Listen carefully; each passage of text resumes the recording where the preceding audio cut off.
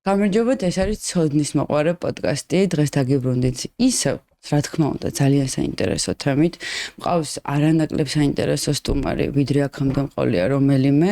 დღეს ჩემი სტუმარია გიორგი კეკელიძე, მწერალი, წიგნიერების გამავრცელებელი საზოგადოების თავმჯდომარე. გამარჯობა. გამარჯობა. მიხარია თქვენი გასნობა და მიხარია, რომ ცოდნის მოყვარე პოდკასტში მაქვს შესაძლებლობა, რომ თქვენთან ვისაუბრო.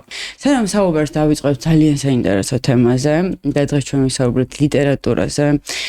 მინდა რომ გითხრათ მადლობა პოდკასტის გვერდში დგომისთვის, რასაც თქვენ დონაციით გამოხატავთ და თუ გექნებათ ასეთი ტიპის მხარდაჭერის სურვილი, შეგიძლიათ დეტალები ნახოთ აღწერაში. უნდა შეგახსენოთ, რომ ცოდნის მოყვარე პოდკასტი იწერება პოდკასტ არეაში და დიდი მადლობა მათ. დავიწყოთ საუბარი ძალიან მნიშვნელოვან თემაზე, პრინციპში არ არსებობს ეპოქა ალბათ ჩემი აზრით, რომელშიც ესეთი თემა საინტერესო არ იქნებოდა განსახილველად. ჩვენ დღეს ვსაუბრობთ ლიტერატურაზე, ლიტერატურის არსზე. საინტერესო იქნება საუბარი დავიწყოთ იმ წერტილიდან, საერთოდ, როდესაც ვსაუბრობთ ლიტერატურაზე, რას გულისხმობთ? მოგესალმებით პირველ რიგში, ძალიან სასიამოვნო არის თქვენთან სტუმრობა. მიხარია, რომ ასეთი ტიპის გადაცემა პოდკასტად დღეს უკვე წოდებული არსებობს. რაც შეეხება ლიტერატურას, ლიტერატურა ბუნებრივია, არის თანმდევი კაცობრიობის განვითარების, მას შემდეგ, რაც კაცობრიობა გარკვეულწილად კულტურული არეალის ნაწილი არის, ანუ შექმნა კულტურა, განახორციელა და გარკვეულწილად ჩვენ მისი მემკვიდრეობის ნაწილი ვართ. ანუ ლიტერატურა არის ერთ-ერთი პირველი მახასიათებელი კულტურული ადამიანის. თუმცა ბუნებრივია, როგორც ყველაფერი სხვა, ლიტერატურა შეიქმნა საჭიროებების კვალდაკვალ. და ეს საჭიროებები შეიძლება ახლა მაინც და მაინც რომანტიკულად არ მოგვეჩვენოს.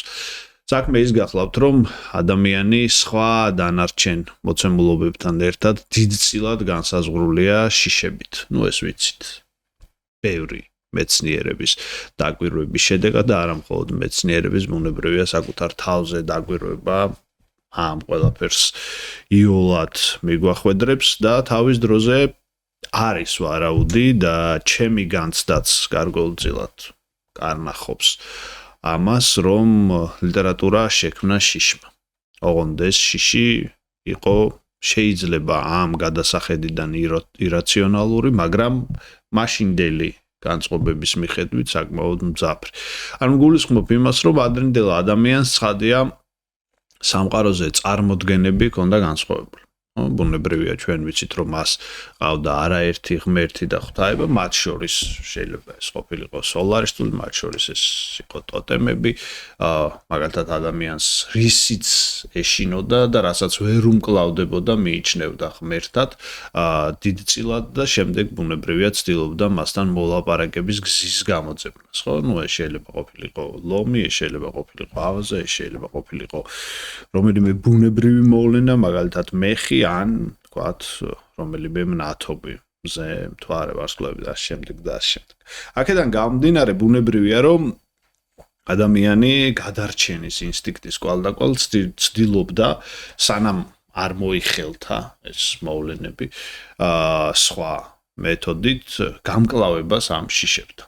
და ეს გამკლავება ბუნებრივია აღმოჩნდა რიტუალური. და რიტუალი თავის მხრივ გულისხმობდა საკუთარ სალაპარაკო ენას. ანუ მაგალითად, როდესაც მე მინდა დაველაპარაკო რაღაც თვალსაზრისით, ჩემი მაშინდელი წარმოდგენით მიღმიერ მოვლენას, მას ვერ დაველაპარაკები ისეთი ენით, როგორადაც ველაპარაკები ჩემს მეზობელს, ჩემს მეგობარს და სხვა დანარჩენს. ხო, გასაგები. ჩვეულებრივ ჩემს თანასწორ ადამიანს. ვცდილობ რომ მოვძებნო ენა, რომელიც იქნება განსხვავებული. ხო? ეს შეიძლება იყოს მეტაფორულიც, ეს შეიძლება იყოს რიტმულიც, გერწერაზე დაფუძნებული, გერმეტყველებას დაფუძნებული და შეთი რა, ალტერაციული და ასე შემდეგ და ასე შემდეგ, ხო? თანაც მაშინდელი ხელოვნება იყო სინკრეტული, ადამიანი თან რაღაცას ამბობდა, თან შეიძლება ეს წაემღერა, შეიძლება ეცეკვა და ასე შემდეგ და ასე. აქედან გამომდინარე პირველი ტექსტები, ლოცვები, შელოცვები შექმნა ამან და ეს აღარ იყო ჩვეულებრივი ლაპარაკი. ამ ყველაფერს ჰქონდა სტილი. ანუ ჩვენ უნდა შევთანხმდეთ, რომ ლიტერატურის მთავარი განსაზღვრება არის ეს, რომ ის, რასაც აქვს სტილი, არის ლიტერატურა. არ არის აუცილებელი რომ იყოს გამონაგონი. ჩვენ ვიცით მრავალი შესანიშნავი ტექსტი, რომელიც არის ლიტერატურის კუთვნილება, არ არის განზრახული როგორც გამონაგონი, ანუ იგულისხმება ის, რომ რეალურად თუნდაც ჩვენ არ გვჯეროდეს მისი, მაგრამ არის უამრავი ადამიანი, ვისაც ამის ჯერა და ეს დარწმენაც, მათ შორის შესანიშნავი საქმე, მაგალითად ჰაგიოგრაფიული ტექსტები არის ნამდვილ ამბებზე, განზრახულობით ყოველ შემთხვევაში ასე არის დაწერილი. მაგრამ ის არის ლიტერატურის კუთვნილება, ჩემი აზრით. ამას წინ იყო ამას დიდი დისკუსია, ხო, რამდენად უნდა ისწავლებოდეს ის როგორც მხატვრული ლიტერატურა. ჩემი აზრით ის უნდა ისწავლებოდეს როგორც მხატვრული ლიტერატურა, თუ მას აქვს მაღალი სტილი.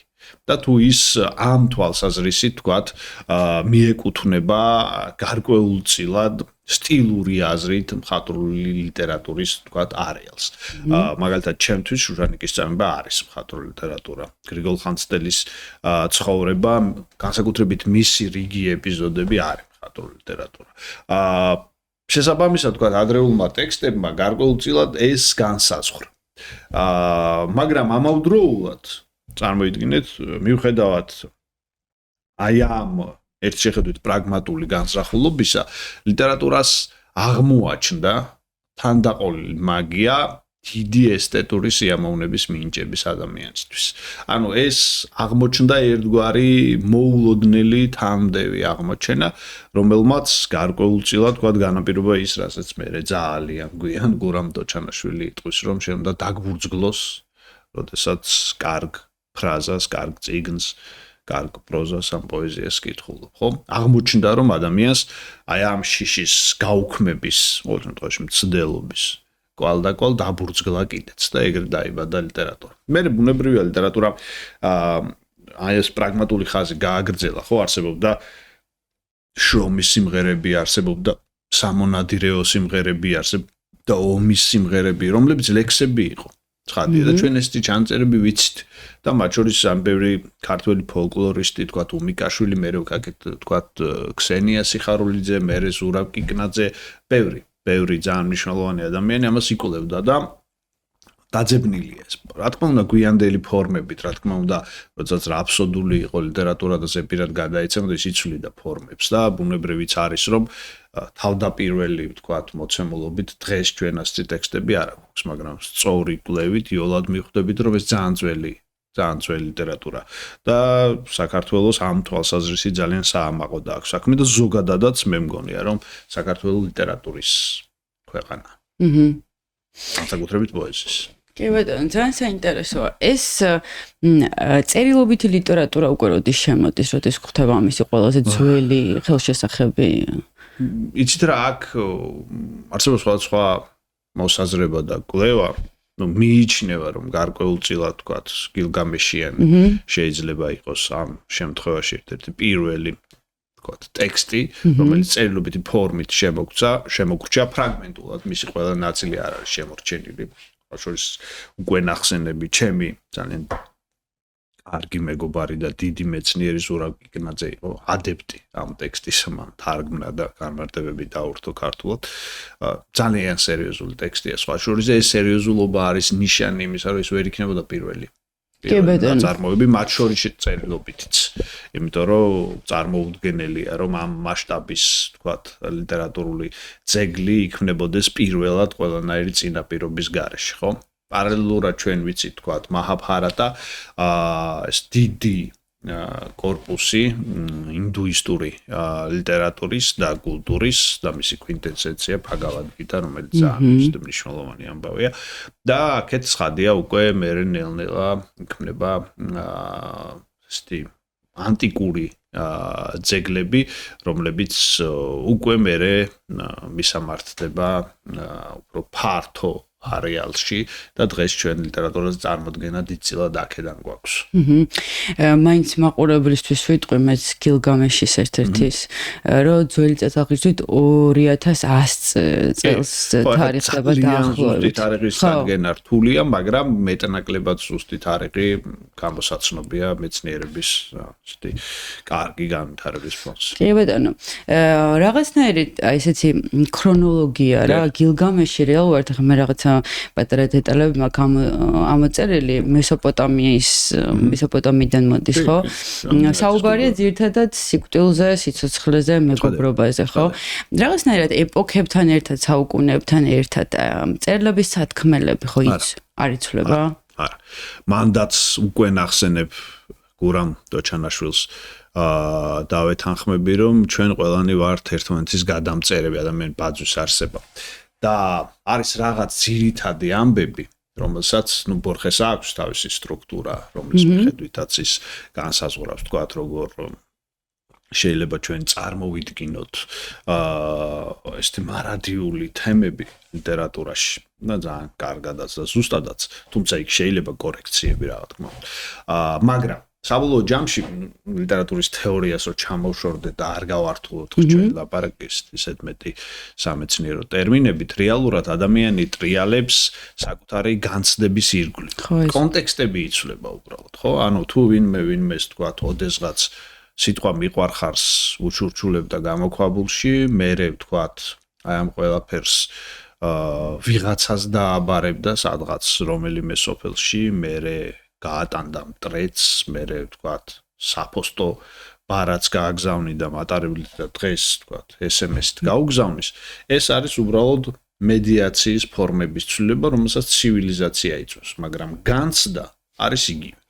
ანუ სიყვარული, შური, სიძულვილი, მტრობა, სიკვდილის სიცოცხლე. სიკეთე, სიკვდილის სიცოცხლე გარდაუქმებრივია, არის ერთ და იგივე. ყოველთვის. ამიტომაც ძველი წიგნი არ არსებობს. ანუ როგორც ასეთი, შეიძლება ძველი წიგნი არსებობდეს უბრალოდ ფორმატით, მაგრამ რეალურად წიგნები თუ ისინი ხარისხიანები არიან, რა თქმა უნდა, ყოველთვის თანამედროვედ რჩებიან. ხარისხიანები არიანში რას გულისხმობთ?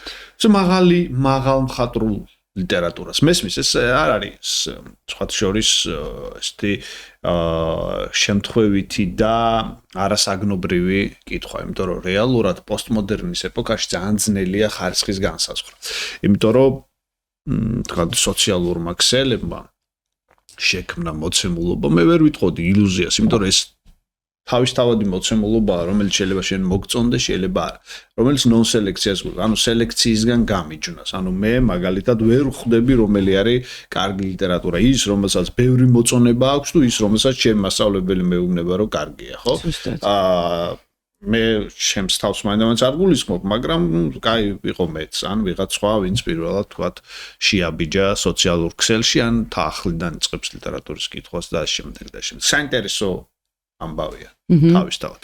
და რეალურად ესეთი პროცესია, რომელიც ჩემი აზრით საბოლოოდ მაინც შეხს გულისხმობს, იმიტომ რომ ადამიანს ყოველთვის უჩნდება ხარისხის და სელექციის შიმშილი. ეს არ უნდა იქცეს არც ერთ შემთხვევაში ცენზურად, ეს არ უნდა იქცეს ჩარევად და რაღაცეების გაუქმების სურვილად, ანუ ყველას უნდა კონდეს საშუალება, მაგრამ ცენზის არსებობა არ გულისხმობს ცენზურის არსებობას ბუნებრივ. და შესაბამისად, რეალურად მე მგონია, რომ ადრე თუ გვიან ჩვენ გვექნება ამის საშუალება, რომ გარკვეულწილად თუნდაც სოციალურ ქსელში ან სხვაგან რაღაცნაირად და რაღაც ფორმებით გავარჩიოთ მაღალმხატვრული ტექსტი და პირიქით. მეორე მხრივ, არც ჩვენგანს არ უნდა კონდეს ილუზია, რომ ყველა ადამიანი იქნება ლიტერატურის შესაბამისი მკითხველი. გარე აბსურდი. ანუ ლიტერატურის ის დონე, რომელიც ჩვენ ვიცით და რომელიც გარკვეულწილად თქვა გულისხმობს იმას, რომ ჩვენ ვაღიარებთ მაგალითად გალაქტიონ ტაბიძეს, ვაჟა-ფშაველს და სხვებს დიდ ავტორებად და სწორადაც ვაღიარებთ. განსაზღვრულია იმით, რომ თავის დროზე ჩვენ ეს ავტორები გარკვეული სელექციის შედეგად მოგვეწოდა, ხო? მაგალითად სკოლაში გვასწავლიდნენ, ან თქვათ წიგნები გამოდიოდა იმ ფორმით, რა ფორმითაც თავის დროზე გამოდიოდა, ხო, რედაქციები არჩევდნენ და შემდეგ. მე არ ვლაპარაკობ ამ ყველაფრის ცუდ მხარეზე, რომელიც საბჭოთა კავშირს ახასიათებდა და ეს ვიცით.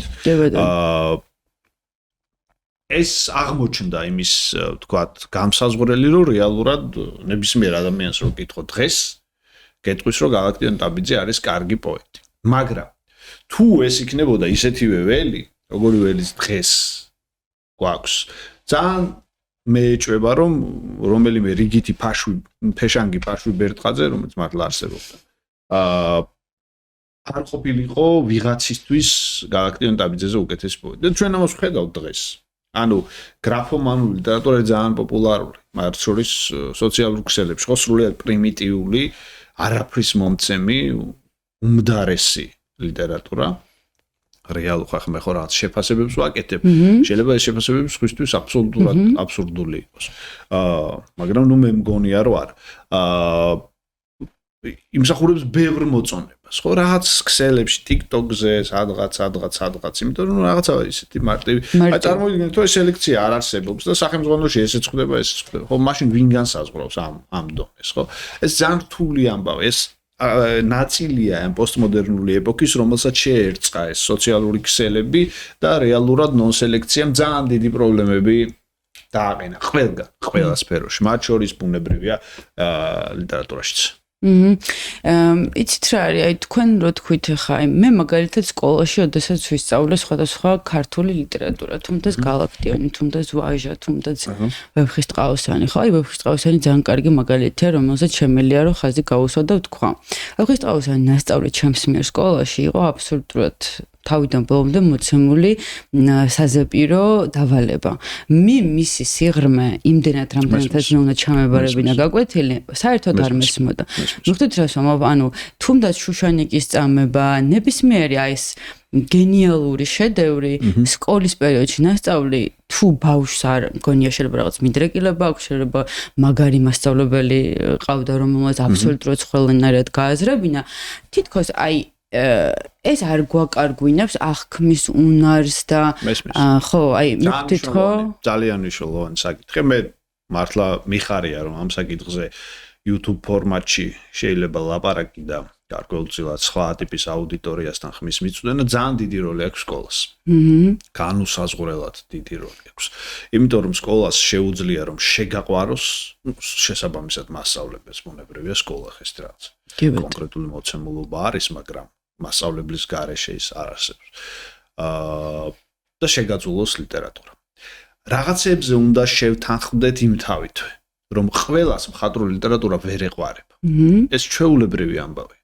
ვიღაცა შეიძლება უყვარდეს კინემატოგრაფი, ვიღაცა შეიძლება უყვარდეს მხატვრობა, ვიღაცა შეიძლება უყვარდეს მედიცინა, ვიღაცა შეიძლება უყვარდეს კლდეზე ცოცვა და ასე შემდეგ. რა ვიცი, ადამიანის სიყვარულს ამ თვალსაზრისით კონტროლს ვერ დაუწესებთ. მით უმეტეს, როდესაც ვიღაც მოდის და გეუბნება, რომ შენ უნდა გიყვარდეს წიგნი, უკვე პრობლემა.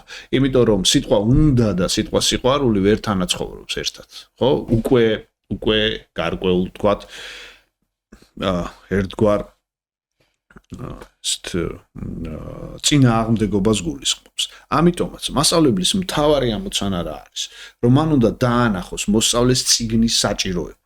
შენ გიყვარს თუ არ გიყვარს წიგნი უნდა იცოდე რომ ეს არის საჭირო. არა იმიტომ კი არა რომ ნიშანი მიიღო ან შენმა ბიძაშვილმა, არამედ იმიტომ რომ ეს არის აქამდე არსებულ გამოცდილებათა ჯამი. კაცობრიობაში არსებულ გამოცდილებათა ჯამი, რომლის მემკვიდრეც ვარ მე, გარკვეულწილად ჯამიც ვარ მე და შესაბამისად ბუნებრივია რომ მე უნდა ვიცოდე ეს გამოცდილება. რომ გარკვეულწილად ჩემი ცხოვრება იყოს უფრო საინტერესო, უფრო წინდახედულიც, რომ სხვების შეცდომები და სხვების გამარჯვებები ჩემთვის იქცეს ერთგვარად, თუ შეიძლება ასე ითქვას, გაიდლაინა ცხოვრებაში საკუთარი ინტერპრეტაციით ბუნებრივია. ამიტომაც მასწავლებლის ამოცანა ეგ არ არის. თუ ვინმეს შეუყვარდება, დიდებული ამბავია. ხო, როდესაც შენ სწორად დაანახებ წიგნის მნიშვნელობას, ეს მოხდება იმ მაგიით, რა მაგია ის თქვა საიდუმლოდ ჩვენ არ ვიცით ვის რა როგორ უყვარდება ეგ ხო ამოუცნობი ამბავია და მე ბუნებრივია ვიღაცას ეს ქიმია მიიზიდავს და ეკნება განცდა რომ ეხლა სადღაც რო არის ბაზარში სახლში როდის წავიდე და წიგნი წავიკითხე ხა ეს ხო ძალიან ბევრ ადამიანს არ აქვს ხო აქვს ზოგიერთს და ნორმალურია მაგრამ ის რომ წიგნი გჭირდება ეს არის აუცილებელი ამბავი მაგრამ ეს საჭიროება ჩვენ უნდა დავანახოთ შესაბამისად სქემატურად ვერ დავანახე. ზოგადად საზეპიროებში ცუდი არაფერი არ არის. თუ ადამიანს ამისი ათვისების უნარი აქვს, იმიტომ რომ ტვინის ვარჯიშის ერთ-ერთი საუკეთესო საშუალება. მაგრამ საზეპირო არ უნდა აისახებოდეს ნიშანში. ანუ ადამიანს არ უნდა კონდეს იძულება. ხო, ერთგვარი რომ აი მე თუ არ დავიზები რა ახლა რაღაც ნიშანია ორი მეგონი ისე. ხო, ძველებურად ორიანი დღეს სხვა ნიშანი და შესაბამისად თქვათ რაღაცნაირად თანამედროვე ენაზე რო ვთქვათ გავფეილდები. არ უნდა კონდეს ეს განცდა. ანუ შენ ტექსტი უნდა დაგანახოს, ხო? ეპისტოლეების არსი რა, ხო, მის ხო შესანიშნავად შეიძლება შენ გაშალო და ბევრი თემა დაუკავშირო. მათ შორის ტოლერანტობას, მათ შორის სხვა ადამიანის ძებნას. აი რა ხდება ეპისტოლეებში, ხო? როგორი წება ეპისტოლეში და როგორი არის მისი არსი. ვიღაც კაცი არის, უცხო მოყმე, შავი ცხენით, ასე შემდეგ, ხო? რომელიც შემოიჭრა სამეფოში, სადაც ბედნიერებას უფევს და არის მეორე პერსონაჟი ავთანდილი, რომელიც აი ამ ბედნიერების ესეთი და კეთილდღეობის და წარმატების კარგი გამოხატულება ყველაფერი აქვს. არის ამირს ბასალარი, თვითონაც ყველანაირი ვთქვათ, ესეთი კარგი თვისებით, გარეგნულითაც და შინაგანითაც არის აღჭურვილი, არის მეფის შვილის მომავალი მეფის ვთქვათ, საქმრო და ამ შემდეგ და შემდეგ ყველაფერი შესანიშნავია. ეს კაცი არ ვიცით ვინ არის საერთოდ. ვიღაცა კაცი არის და კარგს არაფერს არ მართებს. ამიტომ რამდენი ვიღაცა გაუშვეს დახოცავს უყურე. და ან დახოცა ან სხვა რაღაცა უკან. არ არის რა, არანაირი წინაპირობა რომ შენი იმ კაცს წლობით პოტენციურად დაედევნო პოზიტიური განცდით. ხო? ანუ მოსაკლავად ხო არ გაეკიდა ავთანდილი, ხო? როდესაც დატოვა საკუთარი სამ. არამედ რუსთაველის მიხედვით დაედევნა, იმიტომ რომ გაეცნო, ხო? ეს ხო ძალიან მნიშვნელოვანი და რთული აქტია. თავისთავად რომ სხვა ადამიანი, რომელიც ერთ შეხედვით შენ ჯოჯოხეთია რა, ყოველ ცნობილი ამბავია სოციოლოგიაში, მეორე ადამიანს რო ხედავ, მაინც კარგს არ ხედავ, ვცდილობ რომ რაღაცა ისე დაინახო, რომელიც მაინც თქვა. არ გეპიტნავება და რაღაც უკბინო და შემდეგ და შემდეგ. რუსთაველი სხვა სიმაღლის შეჭიდებას გვთავაზობს, ხო? გვეუბნება რომ აი კაცი რომელსაც კაი არაფერი არ გააკეთა, შეიძლება შენად გახადო იმ დონეზე, რომ მისი საქმეებით შენ გააკეთო. ხო? უცხო სპეციალურ წერია ეს. უცხოს შენად გახდობა, ხო? და წარმოიდგინეთ, მიდის საკუთარი სამეფოდან ამ კაცის მოსაძებნად და ლოცულობს გზაზე. და ეს ლოცვა ხო არ არის ჩვეულებრივი ლოცვა, ხო? დააგვირდით, რატო შეიძლება მეთქი საბოლოო ჯამში ლაპარაკობ იმას, ასეთი ტიპის ტექსტები ძალიან ბევრი მიმართულებით წაადგეს მოსავალ. ჩვენ ვიცით ორიგინალური, ვიცით ჩვეულებრივი ლოცვები, რომელიც სრულიად შესანიშნავია. ამ შემთხვევაში სქემატურ ლოცვას არ გულისხმობ, როცა ღმერთს ელაპარაკები, ხო, რომ ვიღაცა კარგად მიყოფე, მე ჯანმრთელად ვიყო, ის მინდა ეს მინდა რაღაცები. ჩვეულებრივი ადამიანური რაღაცა, რაც ნორმალური. ვიცით ორიგინალური ლოცვები, ხო, მაგალითად აი სოლომონ ბრძენს მიეწერება, რომ ღმერთმა უთხრა, აბა რა გინდა ლოცვე ჩემს მიმართ და მან თქვა, რომ სიბრძნე მომეცი და თუ ვიცით, რომ ნუ სიბრძნე მომეცი ორიგინალურია, მაგრამ თავის მხრივ გულისხმობს, რომ სიბრძნე რო გაქვს, შენ სხვა დანარჩენ რაღაცებს. აი ავთანდილი ლოცვები აბსოლუტურად განსხვავებული. ის ეუბნება, რომ ღმერთს რომ მომეც დათმენა სურვილთა უფალო უფლებათა. ეს რა არის? უყურეთ, მიდიხარ სადღაცა ტყეში, უკან გელოდება ყველაფერი კარგი, შენ რაც დატოვე და გინდება რა უკან წასვლა, იმიტომ ტყეში და კაცმარცის მაპი ხო არა გაქვს რომ მიაგნო და ლოკაცია ხო არ ჩაუტარია, ხო? სადღაც მიდიხარ, გაუგებარ ადგილას, ვიღაცის საძებნელად და ადამიანი ხარ. და ფიქრობ, რომ აი დაბრუნდები სითბოში საყვარელ ადამიანთან, ძალაუფლება მაქვს, ყველა სიკეთე მაქვს. არა, ავთანდილი ამბობს, რომ ადამიანად ყოფნის ამოცანა არის ეგ, რომ შენ დაძლიო შენი სურვილები სხვა ადამიანის სასარგებლოდ. ხო? მე რუსთაველი სხვაგან ამბობს იგივეს, რომ შეიძლება ეს ხურში არ გხდებოდეს მაინც და მაინც, რაც არა გწადდეს, იგი ხქმენ ნუზდევ წადილთან ნებას, ხო? არ არის სასიამოვნოს ქვია, ყავის დალევა გინდა და არ დალევა. არ არის ამაზე. ეს არის სხვა რაღაც. და მოსწავლეს რომ ელაპარაკები ამას. რო ეუბნები, რომ რეალურად, ხო? ეს ტექსტი მაინც ის გარ აქედან აქამდე ზებირად მითხარი. არამედ ამაზია, მე უფრო ადვილად შედის, მე უფრო ადვილად ნახულობს, ხო? მეტაფორებს, მე უფრო ადვილად ხვდება პოეზიის არს, ხო? ტარიელ შეკრთა შეირხა რაზმი ჰინდოთა ტომისა, რა იკითხები რა რაზმი ჰინდოთა ტომი რაშვაში. ხო, რაღაცნაირად მიდიხარ და სიღრმეში აჩვენებ, რომ აი ამ კაცმა რო გაიღვიძა წამწამები და ამხამხამ ინდოელი იყო და წამწამები ეს რაზმი ინდოთა ტომისა, ხო? და აი ეს თამაშით მიგხავს, იქამდე რა არის ლიტერატურა, თავისი არსით. და საბოლოო ჯამში ვთქვათ, ცდილობ რომ რაღაცნაირად დაანახო ლიტერატურის ძირითადი ძალა და რო დაანახებ, მე კიდევ უფრო ღრმად შეიყვან. იმას კი არ ვიმეორე, რომ იდეალური გმირები ვეფხვის ტყავოსანში და თემა დამიწერე და რას ნიშნავს იდეალური გმირი? როგორ შეიძლება რომ ადამიანი იდეალური იყოს, ხო?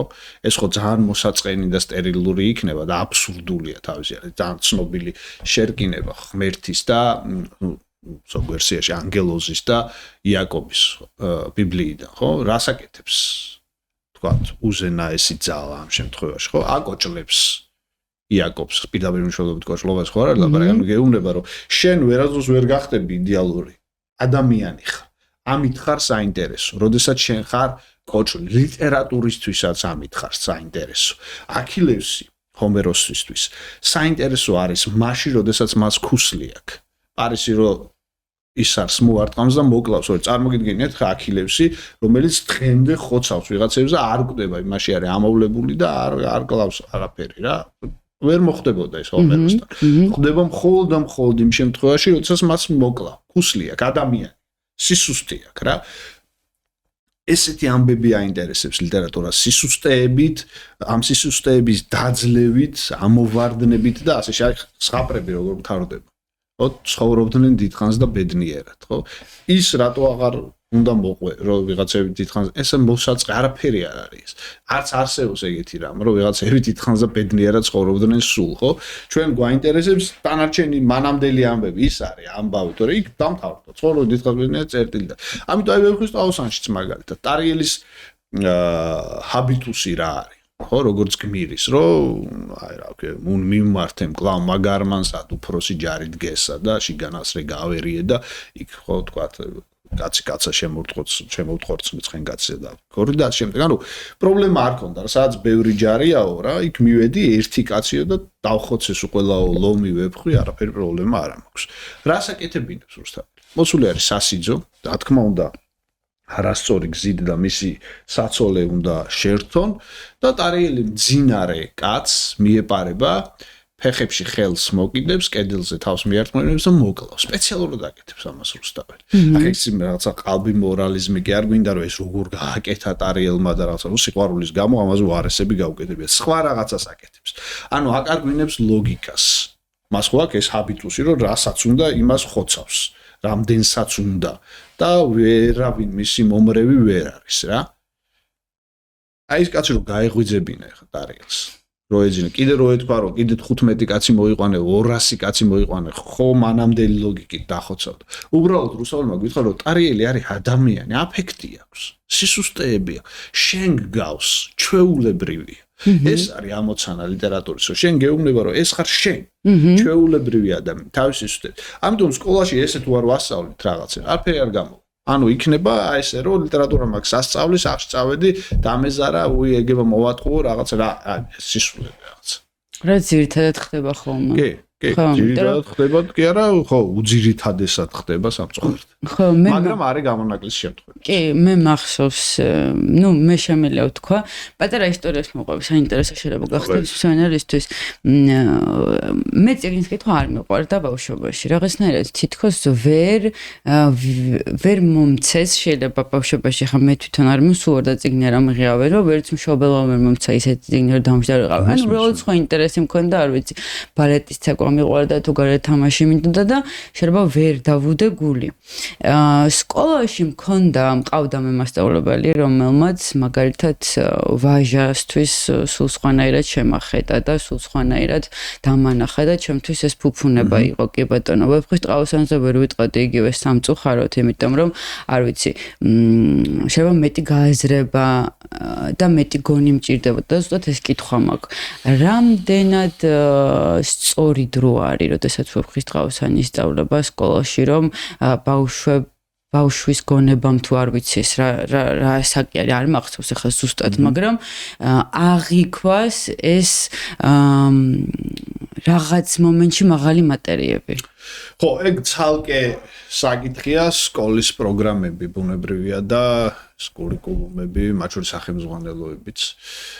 ჩვენ გვაქვს მათ შორის კარგი მაგალითებიც, იგივე ვთქვათ, ვატორო დონაიას ჯგუფის მიერ შექმნილი სახელმძღვანელოები, სხვა დანარჩენი ჯგუფებიც მუშაობენ.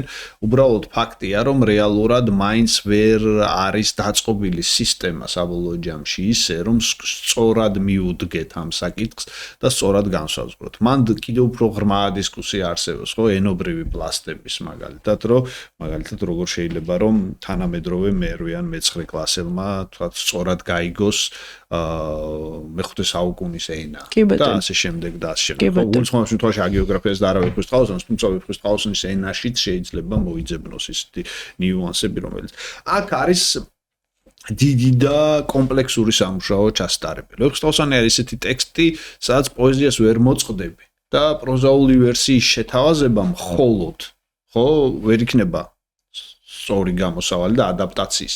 მაგრამ არსებობს შერეული მეთოდები. ნოდარ ნათაძეს ჰქონდა შესანიშნავი შრომა ამ მიმართულებით ჩატარებული, როდესაც შენ შეიძლება ვთქვათ რაღაც ტიპის ადაპტირებული ვერსია აჩვენო ადამიანს და ამ ადაპტირებული ვერსიით მე მიიყვანო პოეზია. ეს არის რთული პროცესი. ჩვენ მგონია რომ ეს რაღაცა ესეთი ზედაპირული ამბავია, რომ მასწავლებელი მივიდა აქედან აქამდე ეუბნება, უიტარიელი წამოვიდა, ეს წამოვიდა, მოვიდა. ანუ არ გამოვა. ხო, ანუ რეალურად ამას სჭირდება დიდი სამუშაო. მაგრამ ამ დიდ სამუშაოს სჭირდება ის, რომ უნდა იყოს კეთილნება. მე არ მინდა რომ ეხლა რაღაცა ტრივიალურ პოლიტიკაში გადავიჭრეთ, შორის პარტიულში, მაგრამ ზოგადად სფერო უნდა იყოს დეპოლიტიზირებული. გულისხმობ იმას, რომ განათლების რეფორმა უნდა ჩატარდეს კონკრეტული პოლიტიკური ამოცანების მიღმა. ანუ ეს უნდა იყოს საზოგადოებრივი შეთანხმების ამბავი, რომელიც კორექციას განიცდის პროცესში ბუნებრივია ხა ადამიანი იცვლება. მაგრამ რეალურად ძირითადი და გენერალური ხაზი უნდა იყოს შენარჩუნებული. ანუ გულისხმობ იმას, რომ რეალურად ჩვენ უნდა გქონდეს დიდი გენერალური გეგმა განათლების პროგრამისა, რომელიც მაგალითად განავითარა თავის დროზე ფინეთმა, ესტონეთმა, სხვებმა და სხვებმა და რომელიც ესე დაჟინებით და ნაბიჯ-ნაბიჯ ყველა საგანი იგულისხმება ბუნებრივია, მხოლოდ ლიტერატურას ვერ უშველის. უბრალოდ მხოლოდ ლიტერატურის გეგმა ვერ უშველის ამ საქმეს. მედი მაგროს მოხდება ადრე. ხო, სხვანაირად როგორ უნდა განვითარდეთ, მე პირადად არ ვიცი. თუმცა მოდით დავუბრუნდეთ ესეთი კითხვა მაქვს. თქვენი აზრით, წიგნს აქვს თავისი დრო, ან რაღაც კონკრეტულ ასაკში უნდა წაიკითხოს ადამიანმა, ამას სჭირდება თავისი დროის ქონა თუ რაღაც წიგნამდე მიდიხარ მაგალითად შენით. მე ზოგადად მგონია რომ ყველაფერს აქვს თავისი დრო, მაგრამ არსებობს გამონაკლისებიც და ცხოვრებად გამონაკლისებზე დაფუძნებული ბუნებრივია დიდწილად წესის პარალელურად და ამ თვალსაზრისით რაც შეეხება წესებს ვეთანხმები ბიბლიაში გაჟღერებულ ძალიან ცნობილ გამონათქვამს, რომ არის დრო ქვების შეგროვების, არის დრო ქვების გაფანტვის, ანუ ყველაფერს თავისი დრო აქვს გარკვეულწილად. რა თქმა უნდა, სასურველია, რომ საბავშვო ლიტერატურა ეს შეგვიძლია წავიკითხოთ მერეც. მათ შორის არის წიგნები, რომელიც საბავშვოც არის და ერთდროულად და ეგრეთ წოდებული სადიდოც თუ სხვა ასაკში საკითხავთ. მაგალითად, ჰეკლბერი ფინის თავგადასავალი სიტყვას. მაგრამ სასურველია, რომ ბავშვობაში წაიკითხოს ისეთი ტიპის ტექსტები, რომელიც ახლო არის მის განწყობებთან. მათ შორის კონტექსტებთანაც, მაგრამ შეიძლება უფრო დიდწილად განწყობებთან, იმიტომ რომ კონტექსტებთან შეიძლება ვერ იყოს რომელიმე ის ტექსტი ახლოს, რომელიც დაიწერა სხვა საუკუნეში, ხო? კომპიუტერი არ იყოს ნახსენები და მაგრამ ასეთი ტექსტებიც მნიშვნელოვანია, ხო დღეს მაგალითად ჩემს მოსწავლეებს ხშირად შერეულად ურჩევ ხოლმე ტექსტებს ურჩევ იმსეთ ტექსტებს რომელსაც მე ვკითხულობდი ბავშვობაში მაგრამ ურჩევ ისეთ ტექსტებსაც რომელიც დღეს დაიწერა და პოპულარულია ხო თუ ის ხარისხიანი ლიტერატურა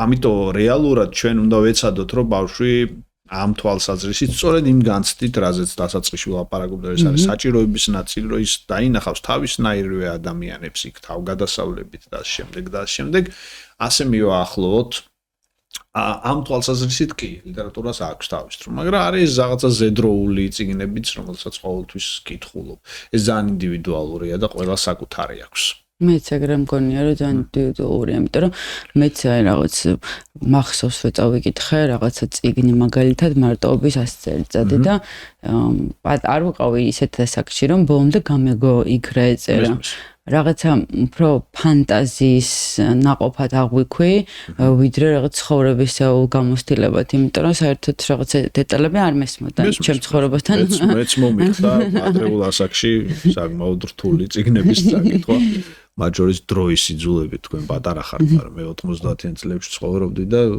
ღამე როდესაც შუქი არ იყო და მხოლოდ ლამპა არსებობდა სხვა რა უნდა ეკეთებინა ადამიანს რომ კაი დომინოს ითამაშებ ნარცი ითამაშებ ჭადრაკს ითამაშებ ამოიწურა ეგ საკითხი ადრე თუ გვიან და უნდა მიადგე წიგნების თაროს და ამ წიგნების თაროში დევს ყველაფერი რაც შეიძლება არსებობდეს მათ შორის საბჭოთა რომანებიც მაგალითად ვანო ურჯუმელაშვილის რომანები სხვა დანარჩენი ტექსტები რომელიც დღეს არავის არ ახსოვს მე იძულებით მე ამ ავტორებს არ ვაყენებ შეურაცხყოფას პირიქით ძალიან სიამოვნებით მახსენდება უბრალოდ ასაკობრივი თვალსაზრისით იძულებას გულისხმობ იმიტომ რომ ნუ რეალურად მობი დიკის წაკითხვა მომიხდა სადღაც მე-5 კლასში და საერთოდ ვერაფერი ვერ გავიგე ბუნებრივია გარდა იმისა რომ რაღაც ვეშაპებზე ნადირობდნენ და ასე შემდეგ ეხლა ეს ტრაგიკული ამბავი კი არ არის კითხულობ ბოლო ხო კაცო არ კლავ ერთი პოეტის პერიფრაზი რომ გავაკეთოთ ალუზიური მაგრამ საბოლოო ჯამში რა თქმა უნდა შესვლა ჯობია ლიტერატურის სამყაროში იმ კარით რომელიც შენ მოგერგება და ამ თვალსაზრისით ძალიან დიდი როლი აქვს ოჯახს, ძალიან დიდი როლი აქვს სკოლასაც. დღეს ბავშვებს გაცილებით მე მესმის. ესე გამოდის ფუფუნება აქვს თითოეულ ყოველ მეორე ბავშვს კონდეს საშუალება რომ წიგნები იყიდოს არ არის ასე. პირიქით პრობლემურია, მაგრამ აი არჩევანის აზრით ლაპარაკობ ამ შემთხვევაში და სელექციის აზრით გაცილებით დიდი საშუალება აქვს და ამ თვალსაზრისით კი გაცილებით უკეთეს დროში ცხოვრობთ. კი ბატონო. მე მაქვს კიდევ ესეთი კითხვა. რისი ანარეკლი არის ლიტერატურა? ცხოვრების. აი ადამიანის სულის, საზოგადოების, მიმდინარე პრობლემების, თუ აი თუ ყველაფრის ერთად, თუ როგორ? გააჩნია, იცით რა არის? გააკეთოს აქ ერთი შესანიშნავი ფრაზა, დრო აღნიშნე და ეს მოწოდება რომც არ არსებობდეს, მაინც ეგრე გამოდის. რაც არ უნდა, თქვათ, ადამიანი გაიქცეს თქვათ იმ ყოფას რომელიც მის ირგვლივ მიმდინარეობს მაინც მისი ნაწილია ხო აი ყველაზე უფრო რადიკალური ჯგუფები რომ დავასახელოთ მაგალითად დადაისტები მაგალითად ფუტურისტები და ასე შემდეგ ხო ეს საუმური პოეზია მაგალითად რომელიც რეალურად არ არის სოციალური თქვათ ლიტერატურის ნაწილი შეიძლება არ იყოს ხო რაღაც გერების თამაში გაუგებარი სპეციალურად გაუგებარი. მაინც არის იმ დროის ნაწილი. ანუ მაინც რაღაც გამოხატულება იმ დროისა, რაღაცნაირი თქვათ რეფლექსია არის გარდაუვალი. აქედან გამომდინარე ჩემი აზრით მწერალი არის ნაწილი საკუთარი ეპოქის გარდაულად. რომელი მიმდინარეობის თქვათ წარმომადგენელიც არ უნდა იყოს. თუ არის ხა თქვათ რეალიზმის ან ნატურალიზმის იქ ისედაც ჩანს ეს პირდაპირ ხო?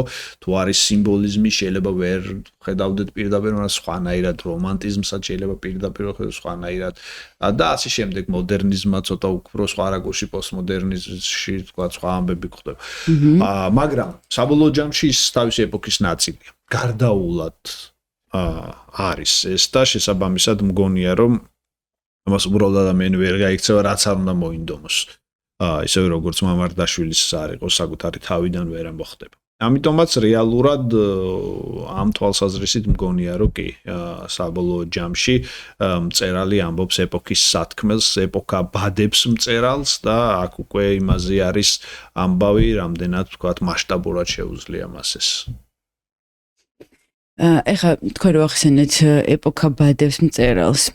ჩემთვის იმ დროს ვფიქრობდი, საუბრობდი მამაჩემთან და რაღაცა კითხვები გქონდა ესე ვთქვათ და თქვენი აზრით, აი ვეფხისტყაოსანის რუსთაველი იმ ეპოქაში ერთადერთი იყო, ვინც ესეთი გენიალური ნაწარმოები შექმნა. მაგ ეპოქიდან ჩვენ სხვა ტექსტებიც გვაქვს და არ არის ურიგო ტექსტები, მაგრამ ახლოსაც არ არის ვეფხისტყაოსანთან. მან კითხვის არსი გასაგები აბსოლუტურად როგორ შეიძლება რომ დავადებულიყო ამ მასშტაბის ლიტერატურა. ვეფხისტყაოსანი არის მსოფლიო მასშტაბის ლიტერატურა. ამ შემთხვევაში არ გულისხმობ რიგითობას, არამედ ტოპ ვთქვათ, ჩამონათვალთა ნაწილს, ხო?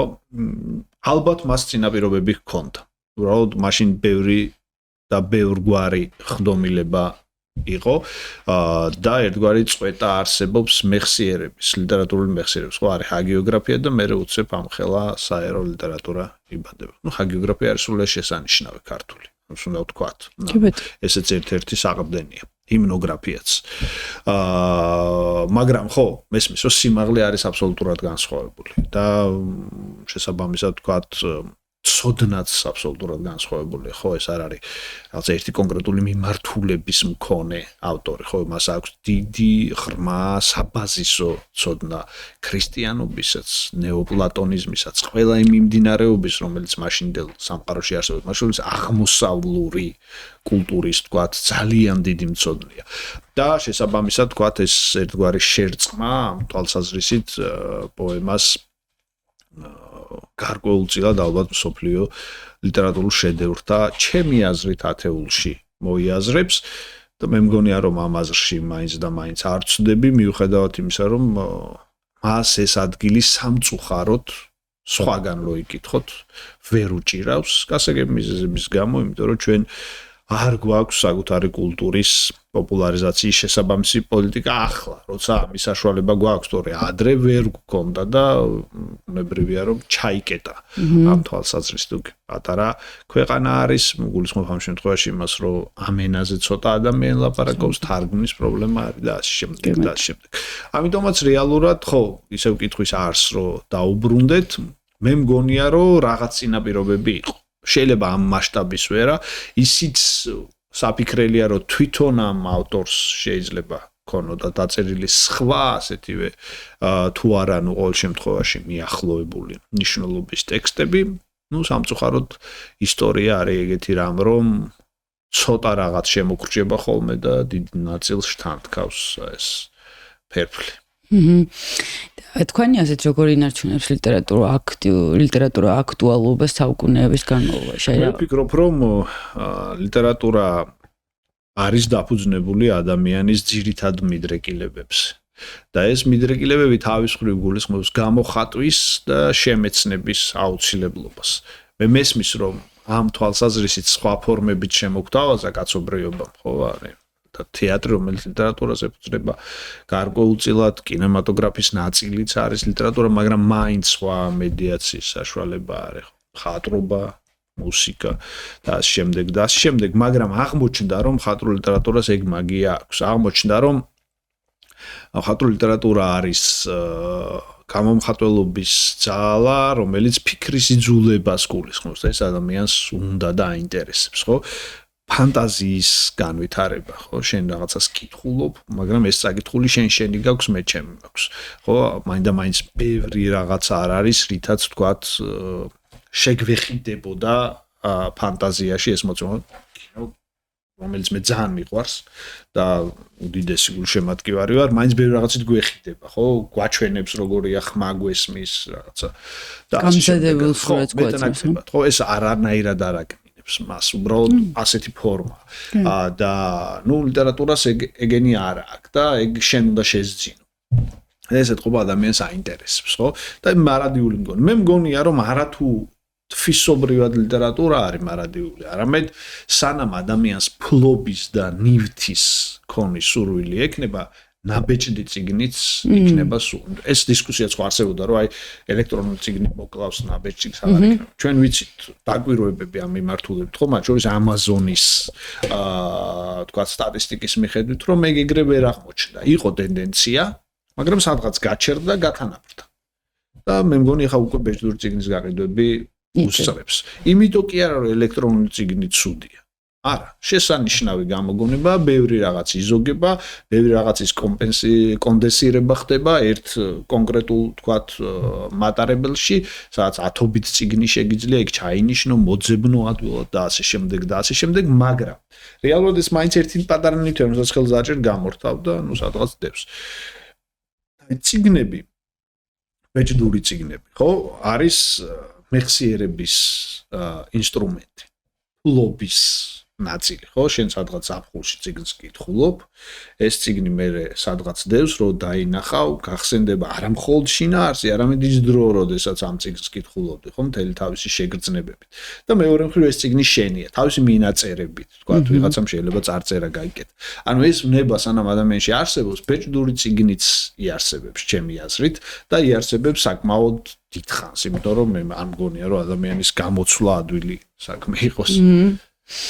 ხო, მე პირადად ბეჭდურ წიგნებთან უფრო ახლოს ვარ რაღაცნაირად. მეც ამის თაობა ვარ, მაგრამ არაფრით არ ვეწინააღმდეგები ელექტრონულ წიგნებს. არის რაღაც ფორმატები, სადაც ელექტრონული წიგნი გახდება და გახდა სრული დომინანტი.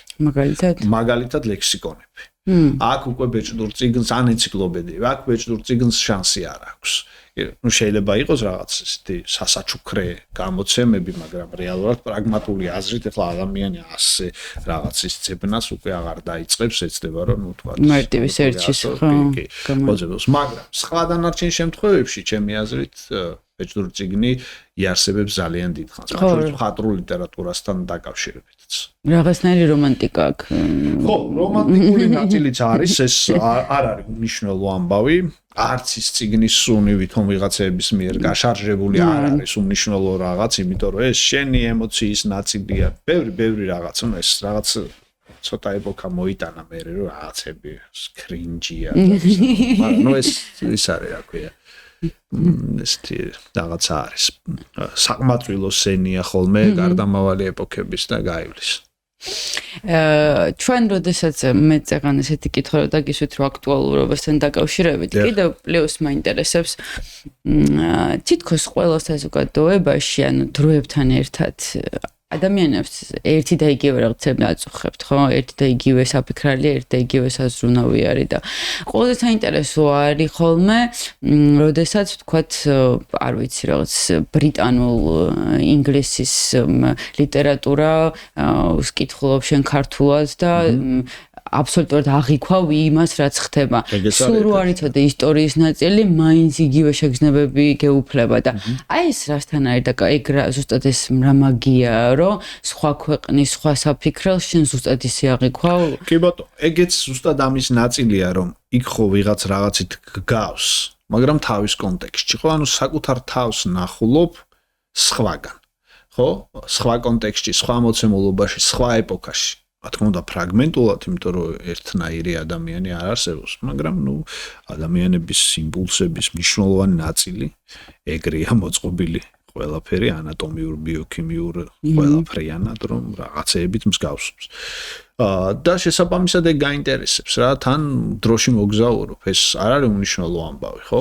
ამისთვის ადამიანმა გამოიგონა სხვანაირ ლიტერატურაც. ანუ მხოლოდ წარსულში კი არის იქ ავტომატურად მოგზაურობ, გაჩნდა ფენტეზი, სამეცნიერო ფანტასტიკა და ასე შემდეგ და შემდეგ, რომელიც გეუბნება, რომ შენ წადი სხვაგან, სხვა დროში, აქ კი არა, ხვალ, ხო? ნუ იქ утопიური ტექსტები, ანტიუტოპიური ტექსტები, რომელიც კაის არაფერს გვეუბნებიან მომავალზე, მაგრამ ნუ რასაც გვეუბნებიან, საინტერესოა და ხვალ არის, ხო? ნუ იქ მანამდე იქ თომას მორი კამპანელა მერე ვთქვათ ჰაქსლი, ზამიადინი და ნუ საქართველოში დიდად ცნობილი ორუელი და სხვები, ხო? ეგეც მომავლის ამბებია და ნუ ცხადია, სამეცნიერო ფანტასტიკა და ფენტეზი და სხვები თავისთავად.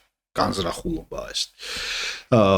ამქედან გამომდინარე ეს მოგზაურობები ადამიანი ხო ორ დროში ცხოვრობს, ობიექტურში და სუბიექტურში, ხო? ახლა ჩვენ შევხედავთ, ვიტყვით, რომ რაღაც საათი არის, რომელზეც მე და თქვენ თანხმდებით, მაგრამ სუბიექტური დრო ორივე სხვადასხვა, უცბად ახლა მე შეიძლება ფიქრმა წამიღოს ან წარსულში, ან მომავალში სადღაც სხვაგან გავჩნდე. თქვენ აბსოლუტურად სხვაგან. და ლიტერატურა ამას გვიადვილებს.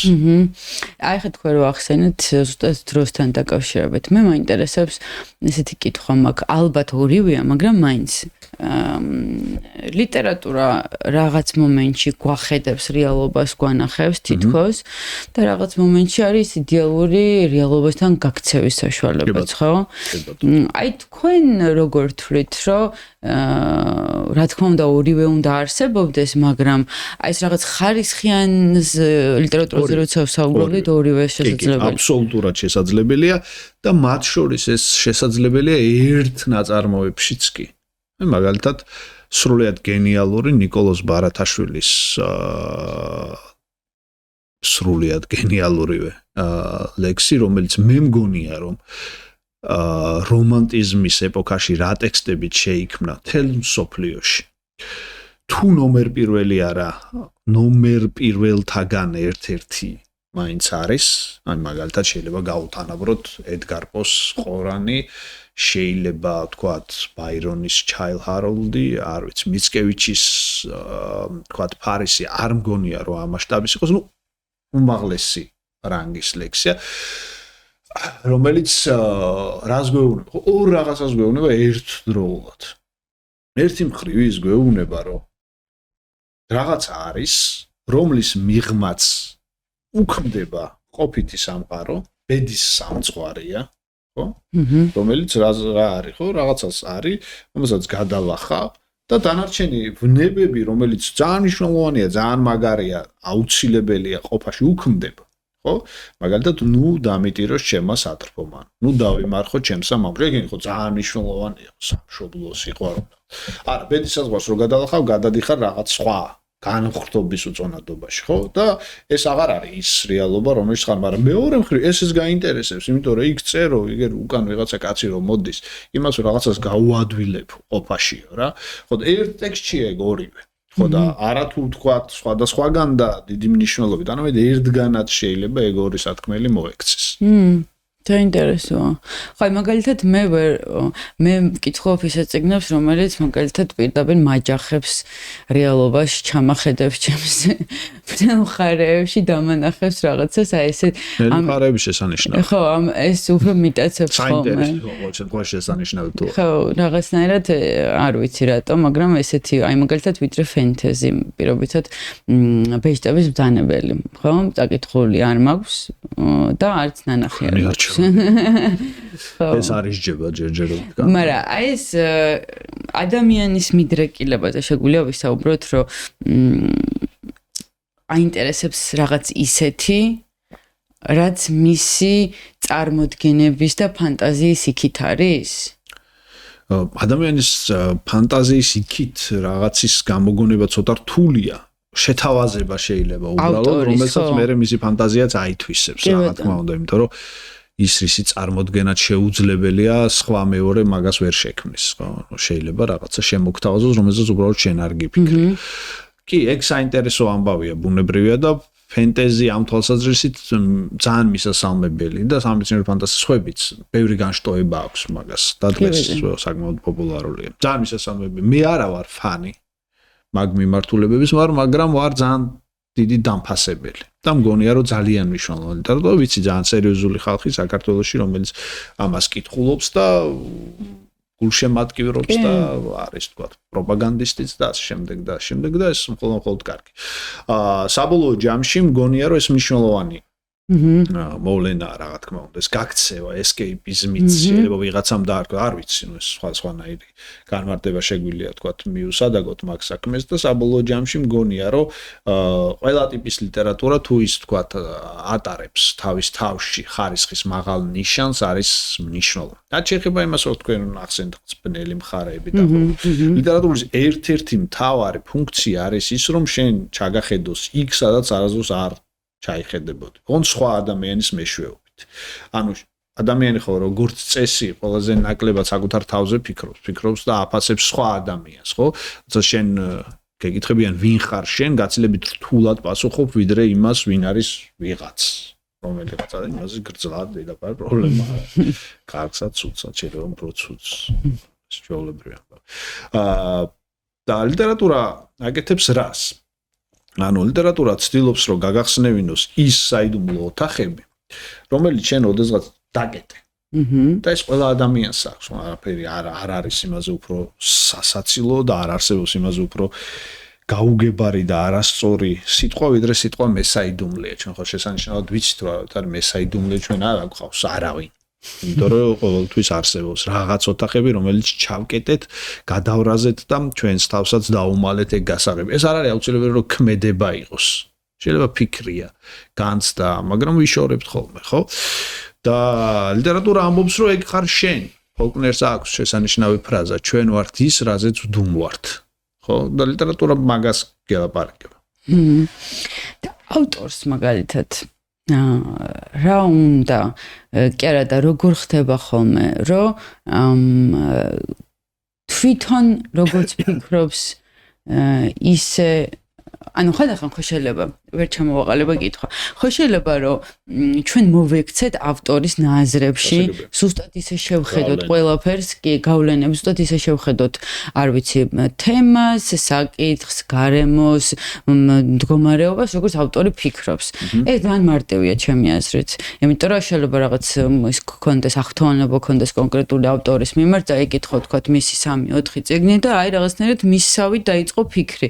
მე მინახავს ეგეთი ადამიანები, ვინც ესეთი გავლენის ქვეშ ექცევიან ხოლმე. ხო და ამ დროს რა არის ის ადამიანის ფსიქიკა, რომელიც კითხულობს ამ ნაწარმოებს, რაღაც ლიტერატურულ ნაშრომს, მისი გონება არ არის თქვა თავისთავადი, ანუ არ აქვს ჩამოყალიბებული შეხედულებები და ამიტომ მარტივად ექცევა თუ ამ ხელაზე გავლენა აქვს. არა, გააჩნია ზუსტად ამას ლაპარაკობ ლიტერატურის თვისობრივ ნაწილს, ანუ ხარისხს, კონტექსტს, სათქმელის აქტუალურობას და ასე შემდეგ და ასე შემდეგ. რა თქმა უნდა, ლიტერატურას, ისევ როგორც ნებისმიერ მედიას, აქვს გავლენის უდიდესი ძალა. იმიტომ რომ ხო ვთქვით, რომ ადამიანი მიმბაძველი არსება და ის ბაძავს მათ შორის იმას, რომელიც გარკვეულწილად უფრო დიდი გავლენის მოხდენის, ვთქვათ, უნარის მქონეა. აქედან გამომდინარე, რომ ხალხურ ლიტერატურას ქონია რევოლუციური გავლენის, თუ შეიძლება ასე ითქვას, პრეცედენტებიც მსოფლიოში, განსაკუთრებით მე-20 საუკუნეში, მთელი ესეთი მოძრაობები წამოუწყია და საკუთრივ ავტორსაც. ხო, ჩვენ ვიცით სამწუხარო შემთხვევები, როდესაც ავტორმა სუიციდი დაასრულა ცხოვრება და მისი მკითხველებიც რაღაცნაირად, თქვათ, მისი მიმბაძველები გახდნენ და არაერთი თვითმკვლელობის ფაქტი დაფიქსირდა. ხო? დაფიქსირდა ცოტა ისეთი. არაერთმა ადამიანმა მოიკლა თავი. ხო, ეგ არის, რა თქმა უნდა. მანდ მეორე ამბავიც არის, ავტორის ქარიზმაც მუშაობს. მაგრამ რამდენად არის ავტორი და ტექსტი ერთი და იგივე, ეგ კიდე ცალკე თემაა, ცალკე მსჯელობის თემაა, ხო? მსოფლიოში არსებობს ესეთი ბევრი მიდგომა. არის რაღაცა ძირითადი მიდგომები, მათ შორის არის მეთიუ არნოლდის ბიოგრაფიული სკოლა. მეთიუ არნოლდი ამბობს, რომ ტექსტი რო გავიგოთ, ავტორი უნდა ვიცოდეთ და პირიქით. მაგრამ აი ბარტმა თქვა, რომ ავტორი მოკვდა. ანუ მან თქვა, რომ ავტორი არ მაინტერესებს, შექსპირი ვინ იყო ეს არ მაინტერესებს, მაინტერესებს თქვა რომეო და ჯულიეტა ან მეფე ლირი ან სხვა რამე, ხო? ანუ ვერ გავიგებ რა შექსპირი შეიძლება სხვა რაღაცებს შვებოდა და აკეთებდა ეს.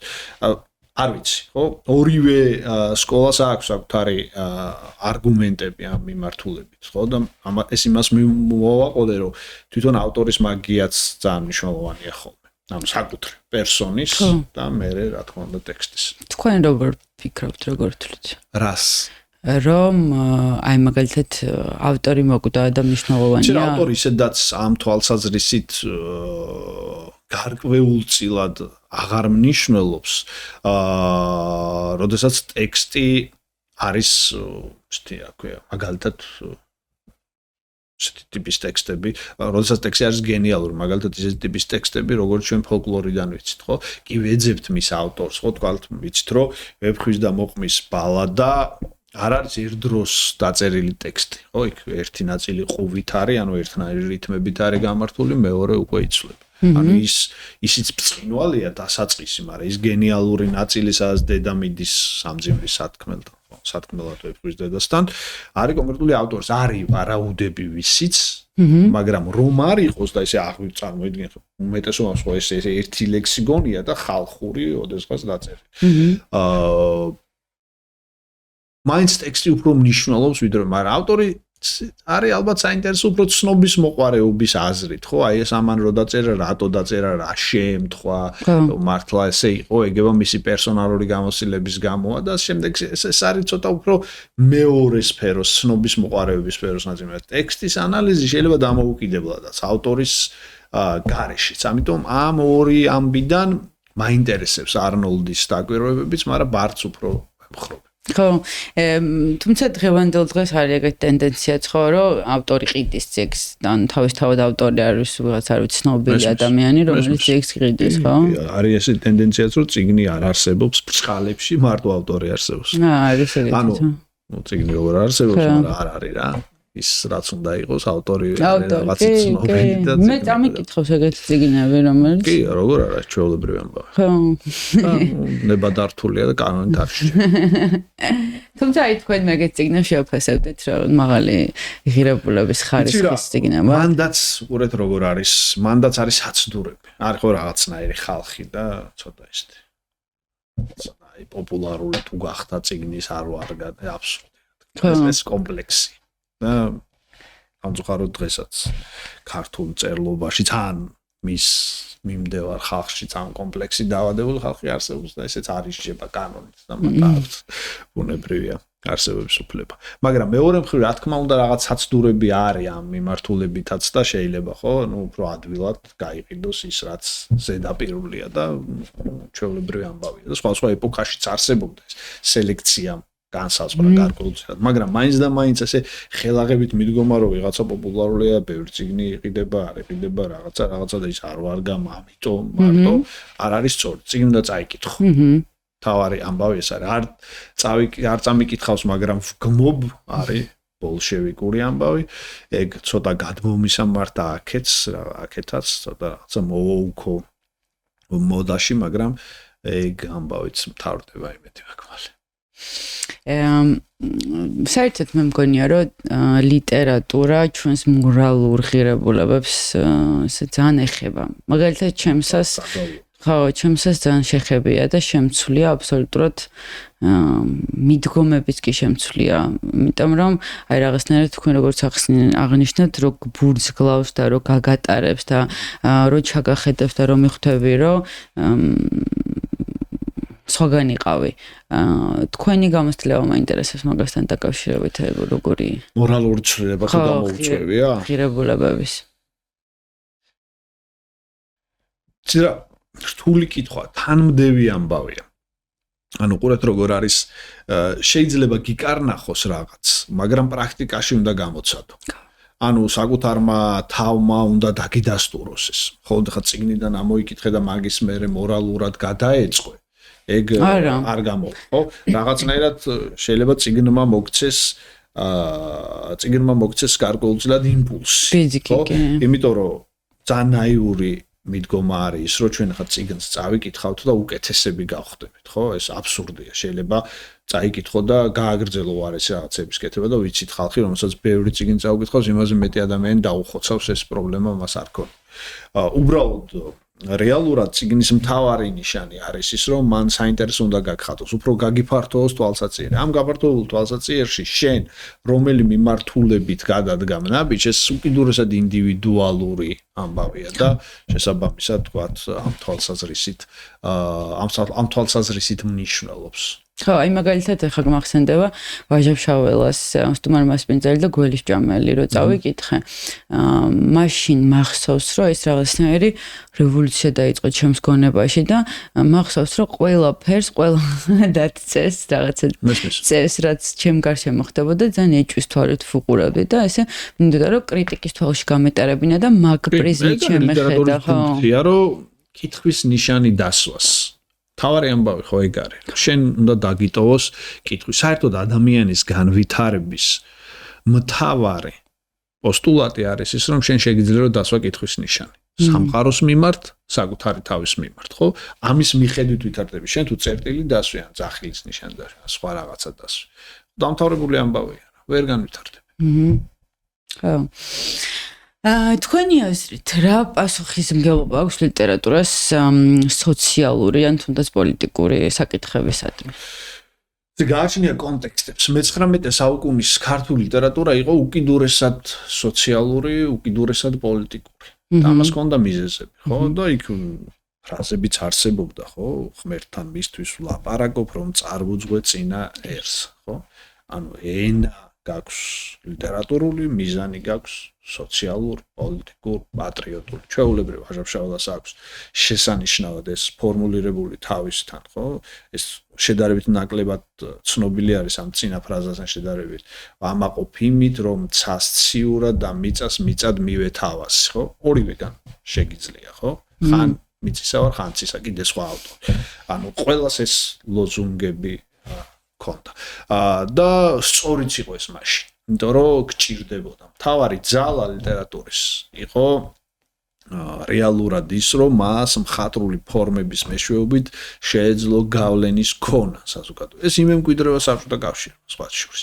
და სამწუხაროდ ძალიან ცუდი მიზნებისთვის, მაგრამ პროპაგანდულად ძალიან სწორად, ხო, თქვათ იქ, რომ სულის სარკი არის ეს ყველაფერი და მწერალი არის ადამიანის სულის ინჟინერი და შენ რანაირ ინჟინერიასაც შემოგთავაზებენ რომ ჩაიხედავ იმ სარკეში ეგეც დაინახავ შენის თავს რომ კულაკების მტერი ხარ და ეს ხარ და ის უნდა ჩამოაგდო დედაუტირო გაანადგურო პროლეტარიატი უპირველეს ყოვლისა და ასე შემდეგ და ასე შემდეგ ხო ის გთავაზობს მოდელს და შენ მიყვები ამ მოდელს ძალიან დიდი როლი ქონდა ნუ ლენინმა კითხვა რომ ეს კინოსაც ექნება მომავალში და შეიძლება უფრო მეტიც და ალბათ ქონდა ჩეხებს კინოსში შეიძლება ინტუიტიურად ტელევიზიასაც გულისხმობდა, ხო? ანუ ამ ტიპის მედიაციას და აქვს დღესაც დიდი გავლენა ბუნებრივია, მაგრამ თავის დროზე ეს ჰქონდა ლიტერატურას. ამ ლიტერატურა იყო მთავარი მატარებელი ამ გზავნილების და რეალურად ის სახერხებდა საზოგადოებაზე დიდი გავლენის მოხდენას.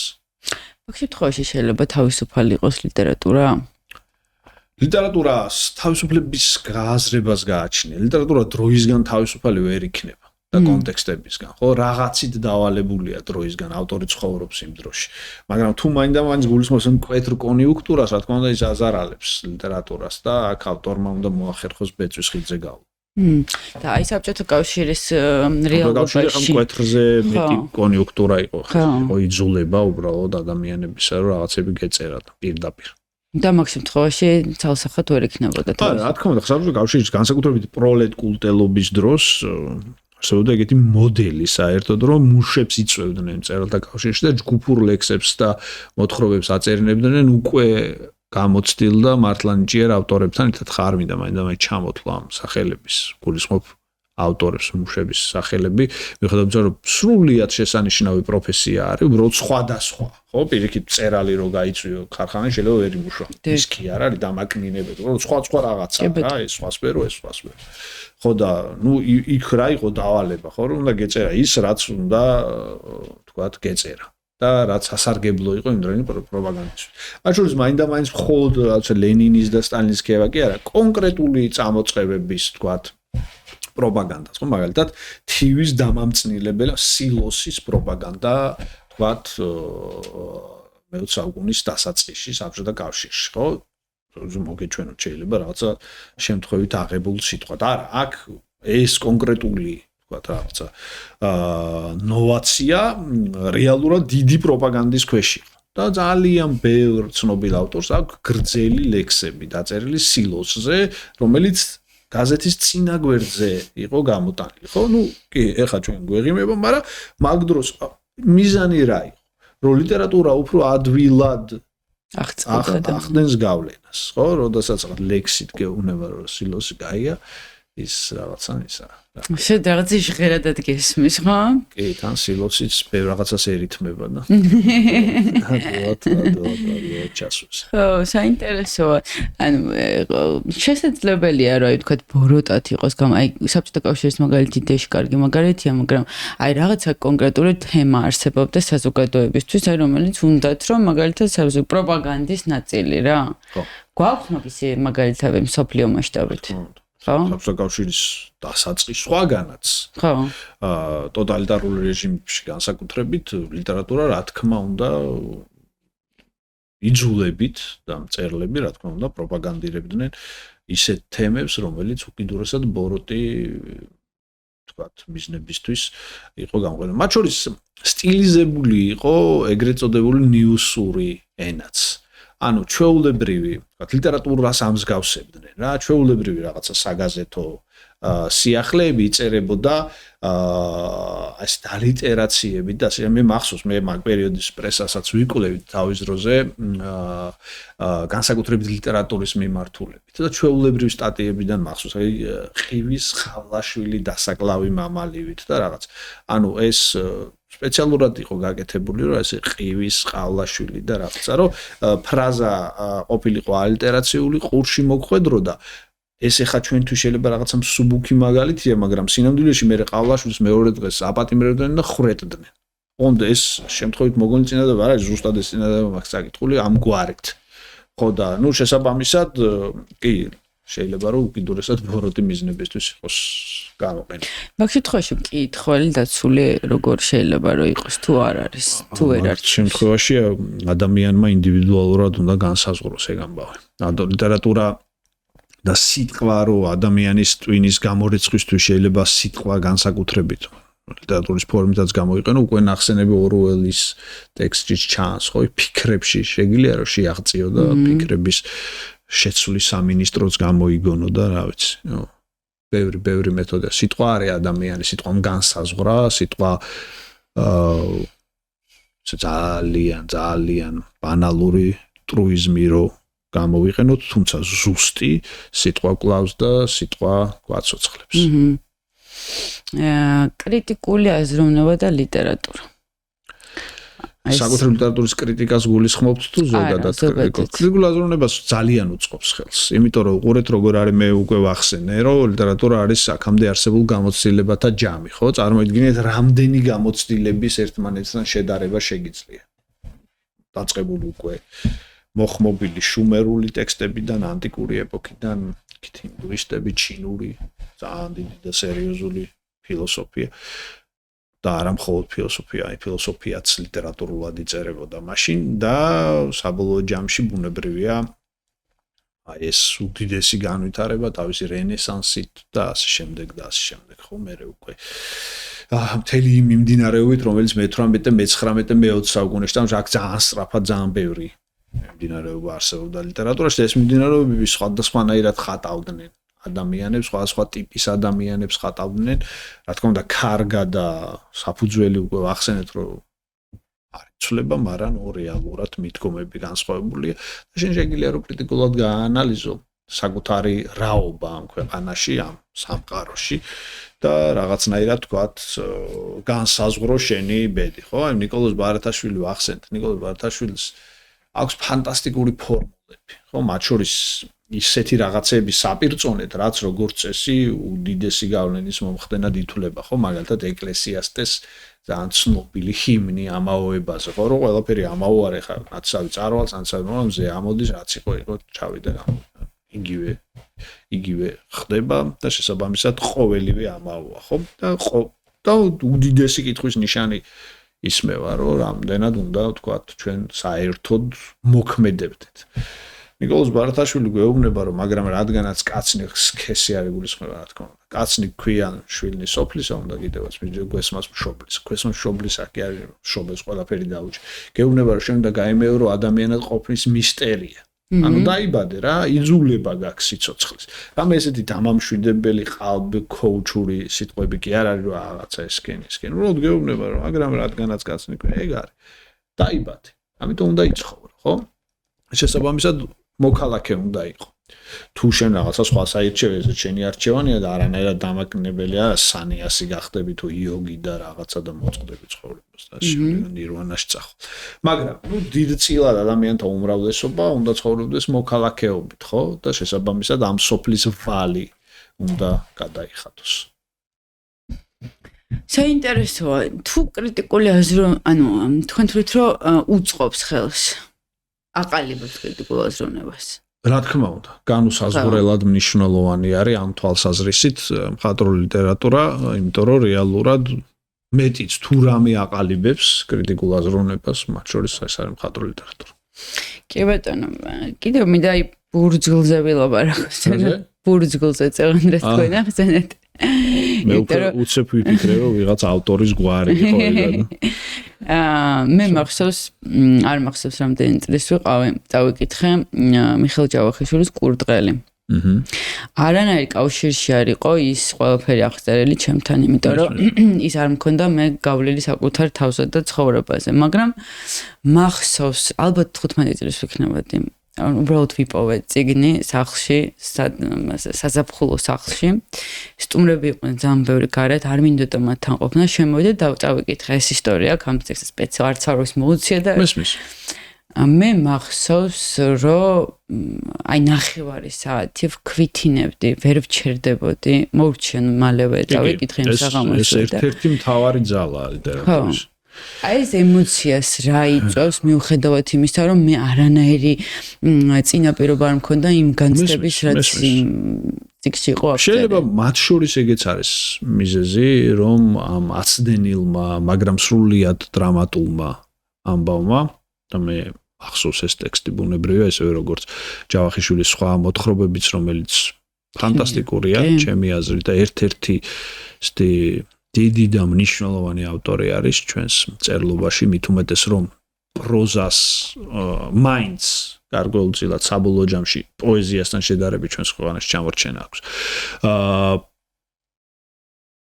ძალიან მნიშვნელოვანია რა თქმა უნდა, იმიტომ რომ რეალურად მხატვრული ლიტერატურა გაძლევს იმპულს საკუთარ თავში დაინახო ის, რაც მანამდე შეუმჩნეველი იყო.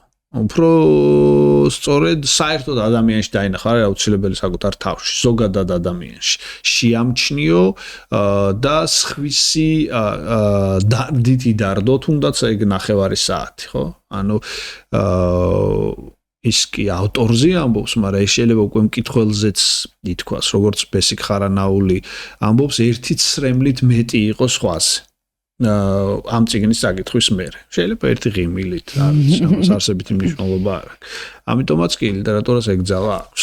ხო, საოცარი იყო და მიუხედავად იმისა, რომ მე ესეთი მეხსიერება მაქვს სამწუხაროდ, რომ მკითხოთ რაღაც სახელი და გვარი, ვისი წიგნი დავიკითხან, რაც სამწუხაროდ ჩემ გონებას არ ახსოვს, ხო? ეგ გვერდები, ფურცლები და ასე შემდეგ, რომელ გვერდზე რა ხდება და რომელი პერსონაჟი სად შემოდის, ეს ძალიან სპეციფიკური მეხსიერების მქონე ხალხის თუ შეიძლება ასე ითქვას იარაღია, ასეთი ხალხიც არსებობს, ვიცით სრულიად შესანიშნავი, მაგრამ ყველა არა.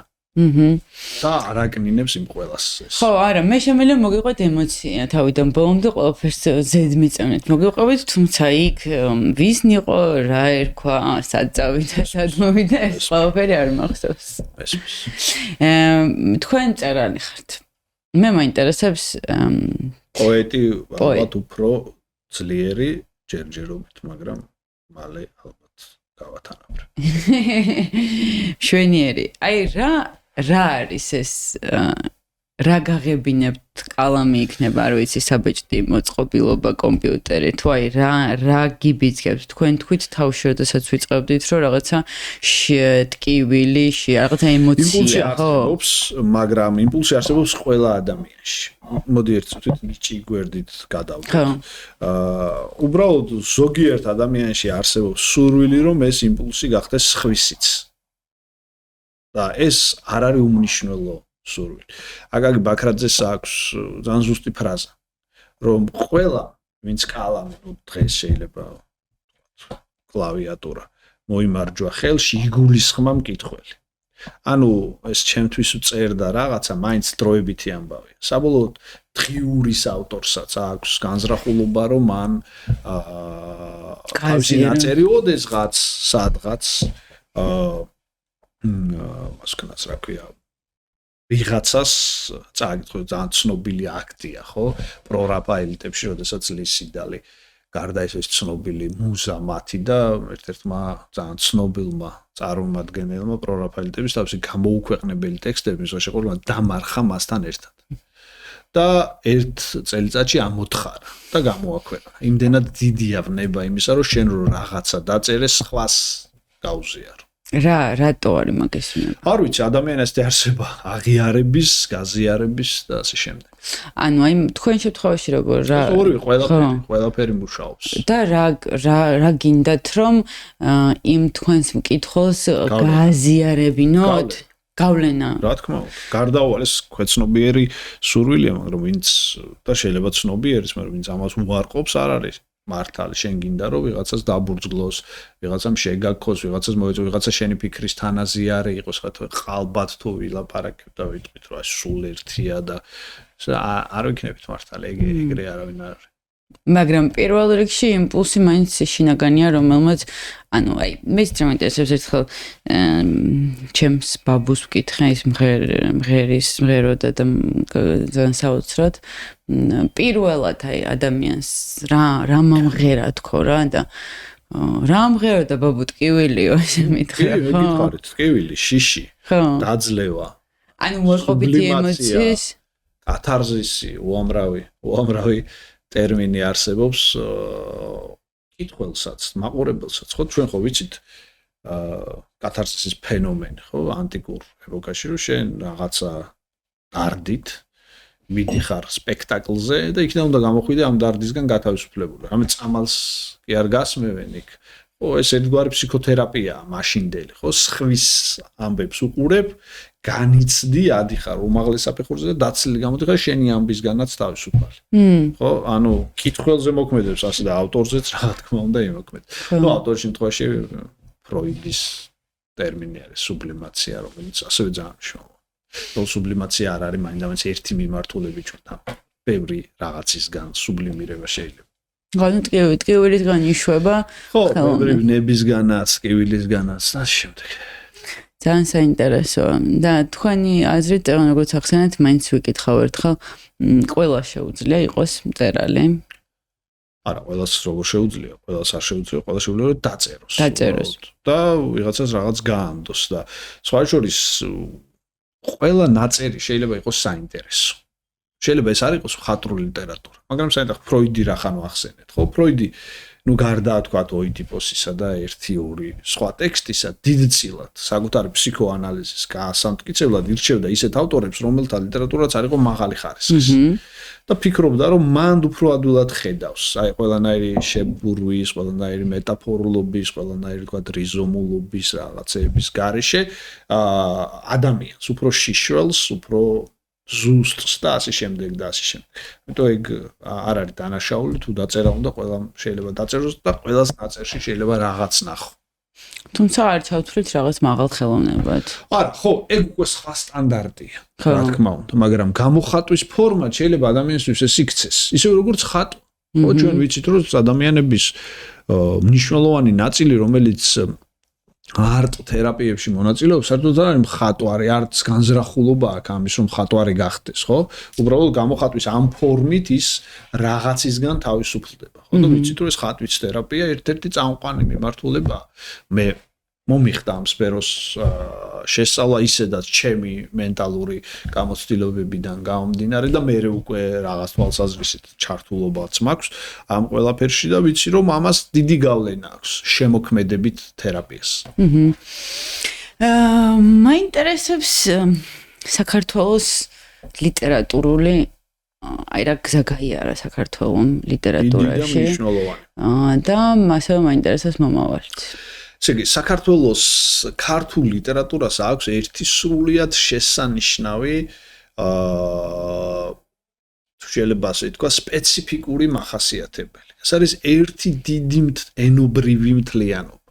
მიუხედავად იმისა, რომ ჩვენ შეიძლება რაღაც სიტყვები არ გვესმოდეს, და შემდეგ ნებისმიერი თანამედროვე ქართველი, რა ვიცი, სხვა თაობის წარმომადგენელი და შემდეგ რომ დასვა მარტო მაგალითად ყველანაირი წინასწარი გამოცდილების გარეშე ქართლის ცხოვრებასთან, ამ თქვათ, ჰაგიოგრაფიასთან აზრს გამოიტანს, ხო? ერთი და იგივე ენა. ანუ ჩვენ ვართ ერთი დიდი უწყვეტი ენობრივი ქსოვილის ნაწილი, რომელიც ლიტერატურაზე აისახა. ეს ერთი ძალიან მნიშვნელოვანი, ძალიან სპეციფიკური. ამას ვერ მოძებნი სხვა ქვეყნებში, ძნელად მოძებნი და იშვიათად. მარც მახსოვს იმართლა გითხრათ ისეთი მაგალითი. მეორე არის ის, რომ ჩვენ გვაქვს მსოფლიო კლასის პოეზია. ანუ პიოტრ რუსტოველი არის მსოფლიო სტანდარტის ავტორი და მწვერვალი. დავით გურამიშვილი არის უკიდურესად მნიშვნელოვანი ავტორი. ნიკოლოზ ბარათაშვილი არის რომანტიზმის გენიოსი. სხვა შორის ისეთი ხალხიც კი, რომელიც შეიძლება ჩვენ გენიოსად არ მივიჩნიოთ, ან სხვა თვალსაზრისით რაღაცის გამო ვაკრიტიკებდეთ, წერენ ძალიან მნიშვნელოვანი. გრიგოლ ორბელიანის თამარ მეფის ბეთანის ეკლესიაში არის მნიშვნელოვანი ტექსტი, ხო? ილია ჭავჭავაძე პატრიოტულ პოეზიაში არის ძალიან საინტერესო ავტორი. აგაგი წერეთელი არის, მე ვფიქრობ, მიუხედავად იმისა, რომ რევიზიას ახორციელებენ, ბევრგვარი გადახედვა მოხდა, მაინც ძალიან დიდი და მნიშვნელოვანი. მისი ავადმყოფი მგოსანი, მე ვფიქრობ, რომ არის მსოფლიო პოეზიის შედევრი, ძალიან სერიოზული ლექსია. ვაჟა-ფშაველა არის მსოფლიო მასშტაბის ავტორი სრულად, თავისი ლექსებითაც და ეპიკურ ლირიკული ალბათ ასე შეგვიძლია უფრო დავარქვათ, ხოდ ეპიკური პოემები ეს არ არის. პოეზიითაც აი მომავლის ავტორია თავიდან ბოლომდე. ვაჟა-ფშაველას ალუდა ქეთელაური არის ახლოს თავისი წონით ვეფხისტყაოსანთან. მერე ჩვენ გვყავს გალაქტიონ ტაბიძე, რომელიც სიმბოლიზმში არის ყველა შემთხვევაში ალბათ მსოფლიო ხუთეულში და კიდევ ერთხელ ვამბობ, რომ არ გაგვიმართლა იმაში, რომ პოეზიის თარგმნა რთულად შესაძლებელია და ენა არ არის ასეთი მასობრივი ჩვენი. სიმბოლისტები, ქართველები, ცისფერყანწელები შესანიშნავი პოეტები არიან. მერე აქეთ უკვე 50-იან წლებში იქნება ახალი ტიპის პოეზია, ხო, შემოდის მურმალებანიძე, ანა კალანდაძე, მუხრან მაჭავარიანი, შოთა ნიშნიანიძე, სხვები, ოთარ ჭილაძე, რომელიც ძალიან გამორჩეული ხმის ავტორია. მე მურმალებანიძე როგორც პოეტი მიყვარს და ძალიან ვაფასებ, იმიტომ რომ მე ვფიქრობ, რომ ის რამდენიმე ტექსტში ახერხებს და გაურბის გალაქტიონ ტაბიძეს გაექცე ამ მასშტაბის მომენტ ძალიან ძლიერად. მერე მოდის იქ ბესიკ ხარანაული, თქვათ, ლიას ტურუა, სხვა დანარჩენი ავტორები. და თანამედროვე ავტორებს ხა ბევრს არ ჩამოვთვლი, იმიტომ რომ დღეს მოღვაწეობენ, ძალიან მნიშვნელოვნები არიან და ნუ საბოლოოდ შეგვიძლია მერე შევაფასოთ. ამიტომ ჩემი მაგრამ ყავს ძალიან ბევრი კარგი პოეტი, ძალიან. მე ვფიქრობ, რომ ამ თვალსაზრისით ქართული ლიტერატურა არის მოწინავე. მე მგონია, რომ ეს არ არის შემთხვევითი ამბავი, იმიტომ რომ საქართველოში ლიტერატურას აფასებენ განსაკუთრებით. მწერლები ფანტასტიკური გვყავს. არ მინდა რომ გამომრჩეს, ხო, მიხეილ ჯავახიშვილი ვახსენეთ, კონსტანტინე გამსახურდია, ძალიან დიდი ავტორია განსაკუთრებით თვარის მოტაცება, ხო? მერე იგივე უკვე ნახსენები ოთარ ჭილაძე, იგივე ვთქვათ, დათა თუთაშხია ძალიან მნიშვნელოვანი ტექსტი არის, დოჩანაშვილი ვახსენეთ, აკა მორჩილაძე ვახსენოთ, უნდა, იმიტომ რომ რეალურად მე ვფიქრობ, რომ მიუხედავად იმისა, რომ თანამედროვე ავტორი ის არის უკვე კლასიკოსი, ხო? სხვა ტიპის ლიტერატურაც, ხო, რომელიც შეიძლება ვიღაცისთვის არ არის მხატვრული ლიტერატურა, რატო არ ვიცი, მაგრამ აი რეზო გაბრიაძე მაგალითად არის ჩემი აზრით გენიოსი. რეზო გაბრიაძის მასშტაბის სცენარისტი ცოტა ისე სიტყვა არის, რატო არის დამაკლებებელი, არ არის დამაკლებებელი, მაგრამ მაინც შეზღუდული. ნუ არ ვიცი, ტონინო გუერა, არ ვიცი, მე მგონია რომ გაბრიაძე უფრო მაგარი. ხო და ნუ ამას არ ვლაპარაკობ რაღაც ესეთი ყალბი, პატრიოტიზმით და ასე შემდეგ და ასე შემდეგ. იმიტომ რომ ლიტერატურა არის ერთ-ერთი ისეთი მასშტაბური სიმაღლე, რომელიც ქართველმა ერმა დაიპყრო. და სპეციფიკური დამოკიდებულება გქონდა, ხო? ის არა, ხო, სხვა ტიპის ლიტერატურაც უნდა ვახსენოთ, აუცილებლად, ხო? ესეთი მაგალითად ნოდარ დუმბაძეც, რომელიც არის ძალიან მნიშვნელოვანი, მისი რევიზია სრულიად არასწორად მოხდა. და ვფიქრობ, აი ხო გადაიხედა თითქოს ვიღაცების მიერ და თქვენს რომ ეს არ არის მაინც და მაინც კარგი და ეს უფრო ისე არა. და სხვები. არა, ეს უბრალოდ რატო გამახსენდა? წავედი უფრო სხვა მიმართულებით. ლიტერატურას საქართველოში ქონდა საკრალური დატვირთვა. ეს ახლა რაღაც საკითხებში კარგი იყო, ცუდი იყო დავის საგანი. მაგრამ ჩვენ ხო ვიცით რომ აი ვიღაც პერსონები მე ვარ მაგალითად ფეხბურთის ძალიან დიდი გულშემატკივარი. ძალიან დიდი და ძალიან მიხარია ყველა ფეხბურთელის გამოჩენა წარსულშიც ვთქვათ ძალიან დიდი დამფასებელი ვარ მათი, მაგრამ ის ხო ზუსტად ვიცით რომ რაც არ უნდა დიდი იყოს ფეხბურთელი 100 წლის მერე და 500 წლის მერე თანამედროვესაც ძველის ძნელად აღმოჩნდება მთაწმინდაზე. მწერალს აი ამ სფეროები რო შევადაროთ შედარებით ვთქვათ ოდნავ სუსტსაც ვთქვათ ამ სფეროების მასშტაბების შედარებით ვიდრე ის ფეხბურთელი იყო ამის შანსი აქვს. ხო იმიტომ რომ ქართული ნარატივი, ქართული იდენტობა არის ლიტერატურული. ანუ ამაზე არის დაფუძნება. რაც არ უნდა გავიქცეთ, რაც არ უნდა ვთქვათ რაღაცა მანერულები ვიყოთ და ხო იყო ეს. პატარა მცდელობები რა ვარ პოეზიას ვერ ვკითხულობ და რაღაცა. მეკითხულობ ახლა მე მგონია რომ ეგ ინდივიდუალური არჩევანია, მაგრამ არა უპირატესობ. მაინც ეგრეა. და რატო იყო? შეიძლება ცოტა ისეთ კითხვა. ამას დაიფუძნა. ამას დაიფუძნა ქართული იდენტობა. ავიდან ბოლომდე სიტყვას დაიფუძნა. ხო? ქართლის ცხოვრების ტექსტების ნაწილი არის ვარაუდი, რომ არის მანამდელი ვიდრე დაიწერა შუშანიკის წამი, მაგალითად წმინდა ნინოს ცხოვრება. ამაზე ცოტა კარგი კვლევები არსებობს, რეზო სირაძეს აქვს მაგალითად შესანიშნავი გამოკვლევა ენობრივი მახასიათებლებს დაკვირვებით და არის ფიქრი იმაზე, რომ კი, ეს შეიძლება იყოს მანამდე. და ამას რატო ვამბობ? იმიტომ რომ ყველაფერი მყარდებოდა მხატვრული ლიტერატურით, ქრისტიანობის შემოსვლა, ან დიდი პოლიტიკური, რელიგიური აქტები დაფუძნებული იყო იმაზე, რომ მას სჭირდებოდა საყრდენად მხატვრული სიტყვა. ქართული რეალობა ეგრე აეწყო. მაინც კანონმდებლობა კი არა, სხვა ქვეყნებში შეიძლება ეს ყოფილიყო და სრულიად შესანიშნავია და კარგი ამბავი. საქართველოში კანონის მასშტაბი ქონდა მხატვრულ სიტყვას ყოველთვის. და დღეს ეს დესაკრალიზებულია, რა თქმა უნდა, ძალიან ფრაგმენტულია რეალობა და ეგ მასშტაბი ვერაფრ ვეღარ ექნება, მაგრამ ეგრე იყო. და ეგ არ არის უმნიშვნელო ამბავი. და საერთოდ მომავალს, ლიტერატურის მომავალს როგორ ხედავთ? აი იმ აუნთ რას გულისხმობ ნახეთ იმ მოცემულობაში, როდესაც არ ვიცი, ადამიანებს ურჩევნიათ რომ ერთ წუთში ჩაეტიონ სათქმელი, მეზის მოსმენის უნარი არ აქვს. დროის აჩქარება და პარალელური სამყაროს გაჩენა ჯიბეში, რომელსაც ამოიღებს და ჩაერთვები მილიონ ადამიანს, რაღაცებს ცვლის. იმიტომ რომ დროისედაც შემცირებული იყო და აჩქარებული და შესაბამისად თქვათ ამ ორი დროის ერთად სივრცემთლიანად შეავიწრო. ფიქრი შეავიწროა და შესაბამისად თქვათ რაღაცები გართულდა და ბევრმა საშუალებამ თქვათ ჩვენ გვიბიც გაიოლებული გზის სიარულისკენ, ხო? შეიძლება ვიღაცამ თქვას რომ, რა ვიცი, მადამ ბოვარი ან ომი და მშვიდობა წაკითხული მაქვს და არ კონდეს წაკითხული, მაგრამ მოგიყვეს მაინც, იმიტომ რომ რაღაცა პატარა ტექსტი ნახოს შინაარსი და შეიძლება შენ არ გახსოვდეს ის პერსონაჟები, იმას უფრო უკეთესად ახსოვდეს და გითხრას რომ აქ ეს მოვლენა მოხდა და ამიტომ და რაღაცა განხილვები ან თქვა ChatGPT-ს კითხოს Gemini-ს ან სხვა რამე ხელოვნურ ინტელექტს. ეს არის კი, რა თქმა უნდა, ეს გამოწვევა სერიოზული, ვერაფერს ვერ უზამთ, ვერც ყალბი მორალიზმით, ვერც ხელოვნური შეტევებით, მაგრამ კიდევ ერთხელ ვამბობ, რომ ადამიანი მონაცვლეობს ამ თვალსაზრისით.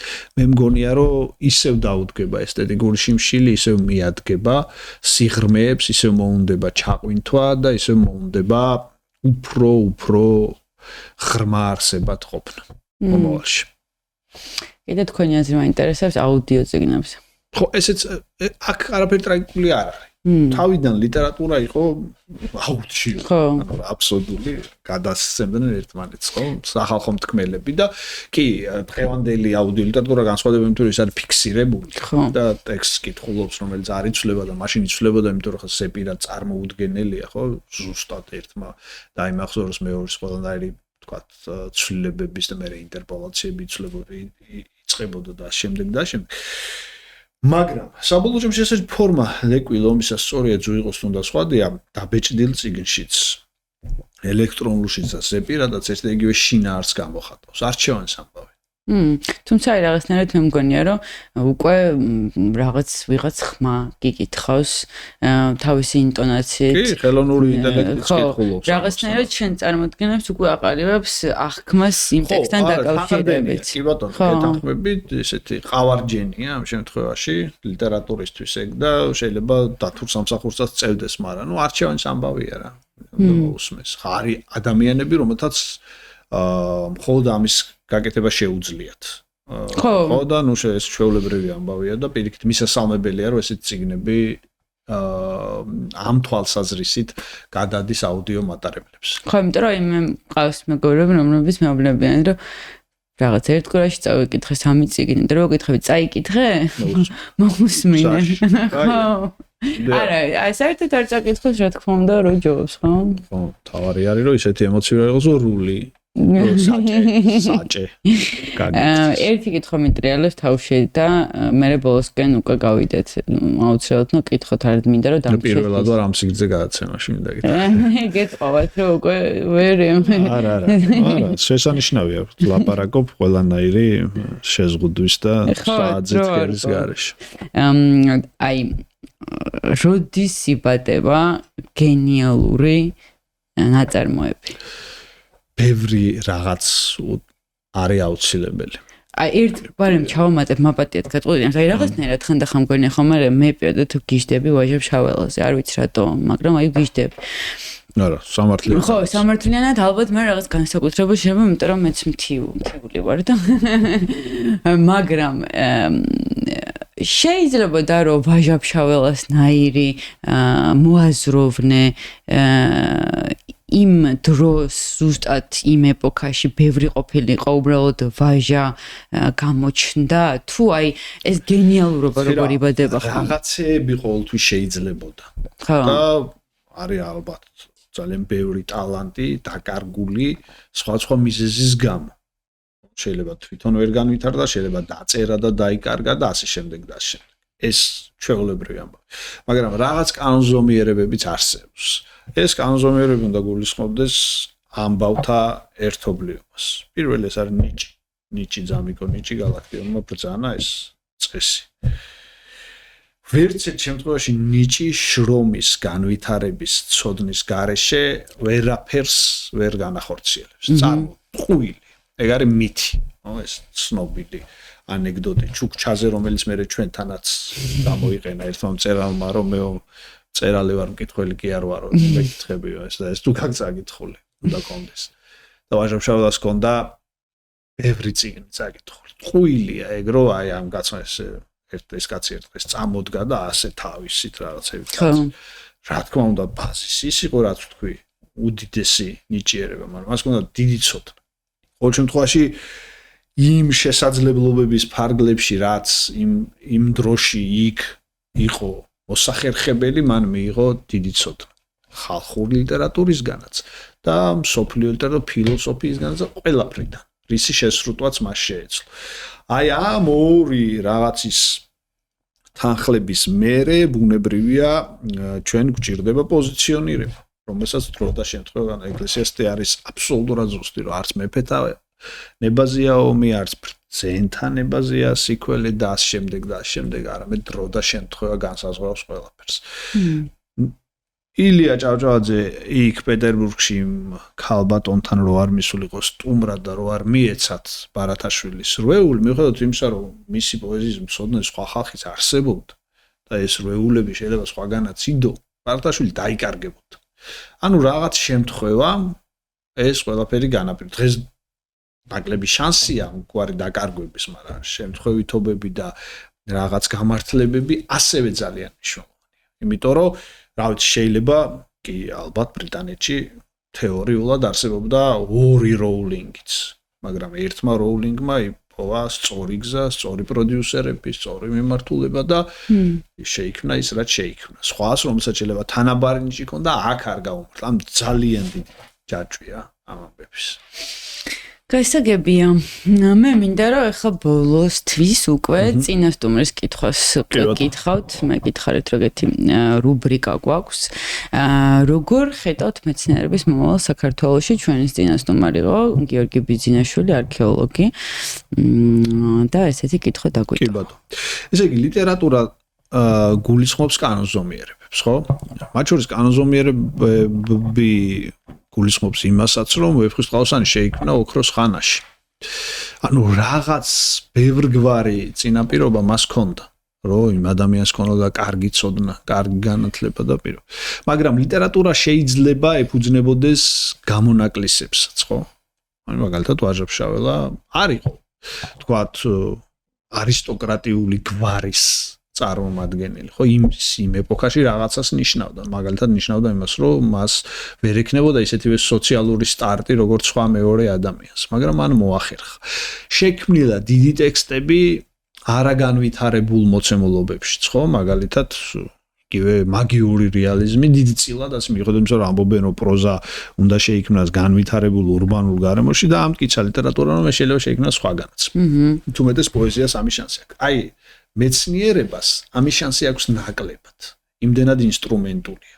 იმდენად დამოკიდებული არის ეკონომიკაზე. ანუ მე მგონია რომ თუ ქართული ეკონომიკა განვითარდება, ქართულ მეცნიერებას აქვს ძალიან დიდი პოტენციალი ბევრი მხრივ, რომ ის იყოს მსოფლიო მასშტაბის. თუ მას არ ექნება ეს საყრდენები და ინსტრუმენტები, რაღაც ძალიან ძნელია ტექნოლოგიურ ეპოქაში შენ განვითარდებ, თქვა აი ეს რაღაც ენთუზიასტურ რომანტიკულ. მადლობა ამ პასუხისთვის და ეხლა თქვენი კითხვა უნდა დატოვოთ მაყურებლისთვისაც და შემდეგი სტუმრისთვისაც. შემდეგ სტუმარი ვინ იქნება არ გეტყვით. ნება არც იცით. ვიცი კი. მაგრამ მანდ აწყო და შემთხვევა განსაზღვროს. შეიძლება შეიცვალოს. არ ვიცი, საინტერესო არის უყვარს თუ არა პოეზია, თუ უყვარს რატომ და თუ არ უყვარს რატომ. შვენიერი კითხვა მაყურებლისთვისაც ვტოვებთ ამ კითხვას. მაყურებელმაც გითხრას. და მე ვერ გავუშვებ შანს, იმიტომ რომ ჩვენ თითქმის ყველა ეპიზოდის ბოლოს ვურჩევთ ადამიანებს წიგნებს. ვურჩევთ რა უბრალოდ შეგვიძლია რაღაც რეკომენდაციები გავწიოთ და რა თქმა უნდა თქვენგან ეს იქნება ძალიან საინტერესო. რაღაცები ვახსენეთ. მე ვისურვებდი რომ ადამიანებს ხელხლა გადაეკითხათ ვეფხისტყაოსანი. წაიკითხათ ვაჟა-ფშაველა. თუ მაინდა-მაინც უცხოურ ლიტერატურას სუბიექტურად გეტყვით, რომ სერვანტესის დონ კიხოტი, მარკ ტვეინის ჰეკლბერი ფინის თავგადასავალი, ჰერმან ველვილის ვახსენეთ, მობი დიკი, ალბათ, ხო, ცოტა უფრო სიღრმეებში ჩასვლა თუ გვინდა, ფოლკნერის აბესალომ და აბესალომ წავიკითხოთ. თქვენ ბოლოს არ წაიკითხეთ. მე ახლა ვკითხულობ დიდწილად ფსიქოლოგიურ ლიტერატურას და ვამუშავებ იმ ტექსტებს, რომელიც გარკვეულწილად ჩემს გამოცდილებასთან ახლოს არის. ხა რაღაცა ტექსტებს ვკითხულობ ასაჯოლის შესახებ, იუნგის შესახებ, ფრანკლის შესახებ და ასე შემდეგ და შემდეგ ან მათ ტექსტებს ერიქსონს საინტერესო. ისეთ წიგნებს ვკითხულობ, რომელიც მაინც შეიძლება ასე მასობრივ რჩევად ვერ გამოდგეს. ამიტომ ის წიგნები. სხვათა შორის ჩვენს მაყურებელს უყვარს ფსიქოლოგიური წიგნი. თუმცა მაგალითად საკმაოდ პოპულარულ ენაზე დაწერილი და მასობრივი არის უკვე ნახსენები ვიქტორ ფრანკლის უთხრათ სიცოცხლეს დიახ. შესანიშნავი სერია აქვს დიოგენეს ზოგადად, ყვითელი წიგნებია და ცოტა სტაფილოსფერისკენ დაადვილი მისაგნებია წიგნის მაღაზიებში, ბიბლიოთეკაში იყიდება, სხვა მაღაზიებში იყიდება წიგნის და შეუძლიათ რომ ეს ყველაფერი გარკვეულწილად მოსინჯონ სწორედ ამ წიგნით, რომელიც არის ძალიან საინტერესო, იმიტომ რომ ეხება ადამიანს, რომელიც იყო საკონცენტრაციო ბანაკში და გაიარა ყველაზე უფრო უკიდურესი თუ შეიძლება ასე ითქვას, გამოცდილება იმისა, როგორი შეიძლება იყოს ადამიანი ისეც და ასეც. ანუ მხეციც და ანგელოსც. ძალიან საინტერესოა, მე ნელ-ნელა მივყვები ამ სერიას ყვითელი წიგნების და გირჩევ თქვენს. დიდი მადლობა. მადლობა თქვენ. ძალიან საინტერესო იყო თქვენთან საუბარი. მადლობა, ჩემთვისაც.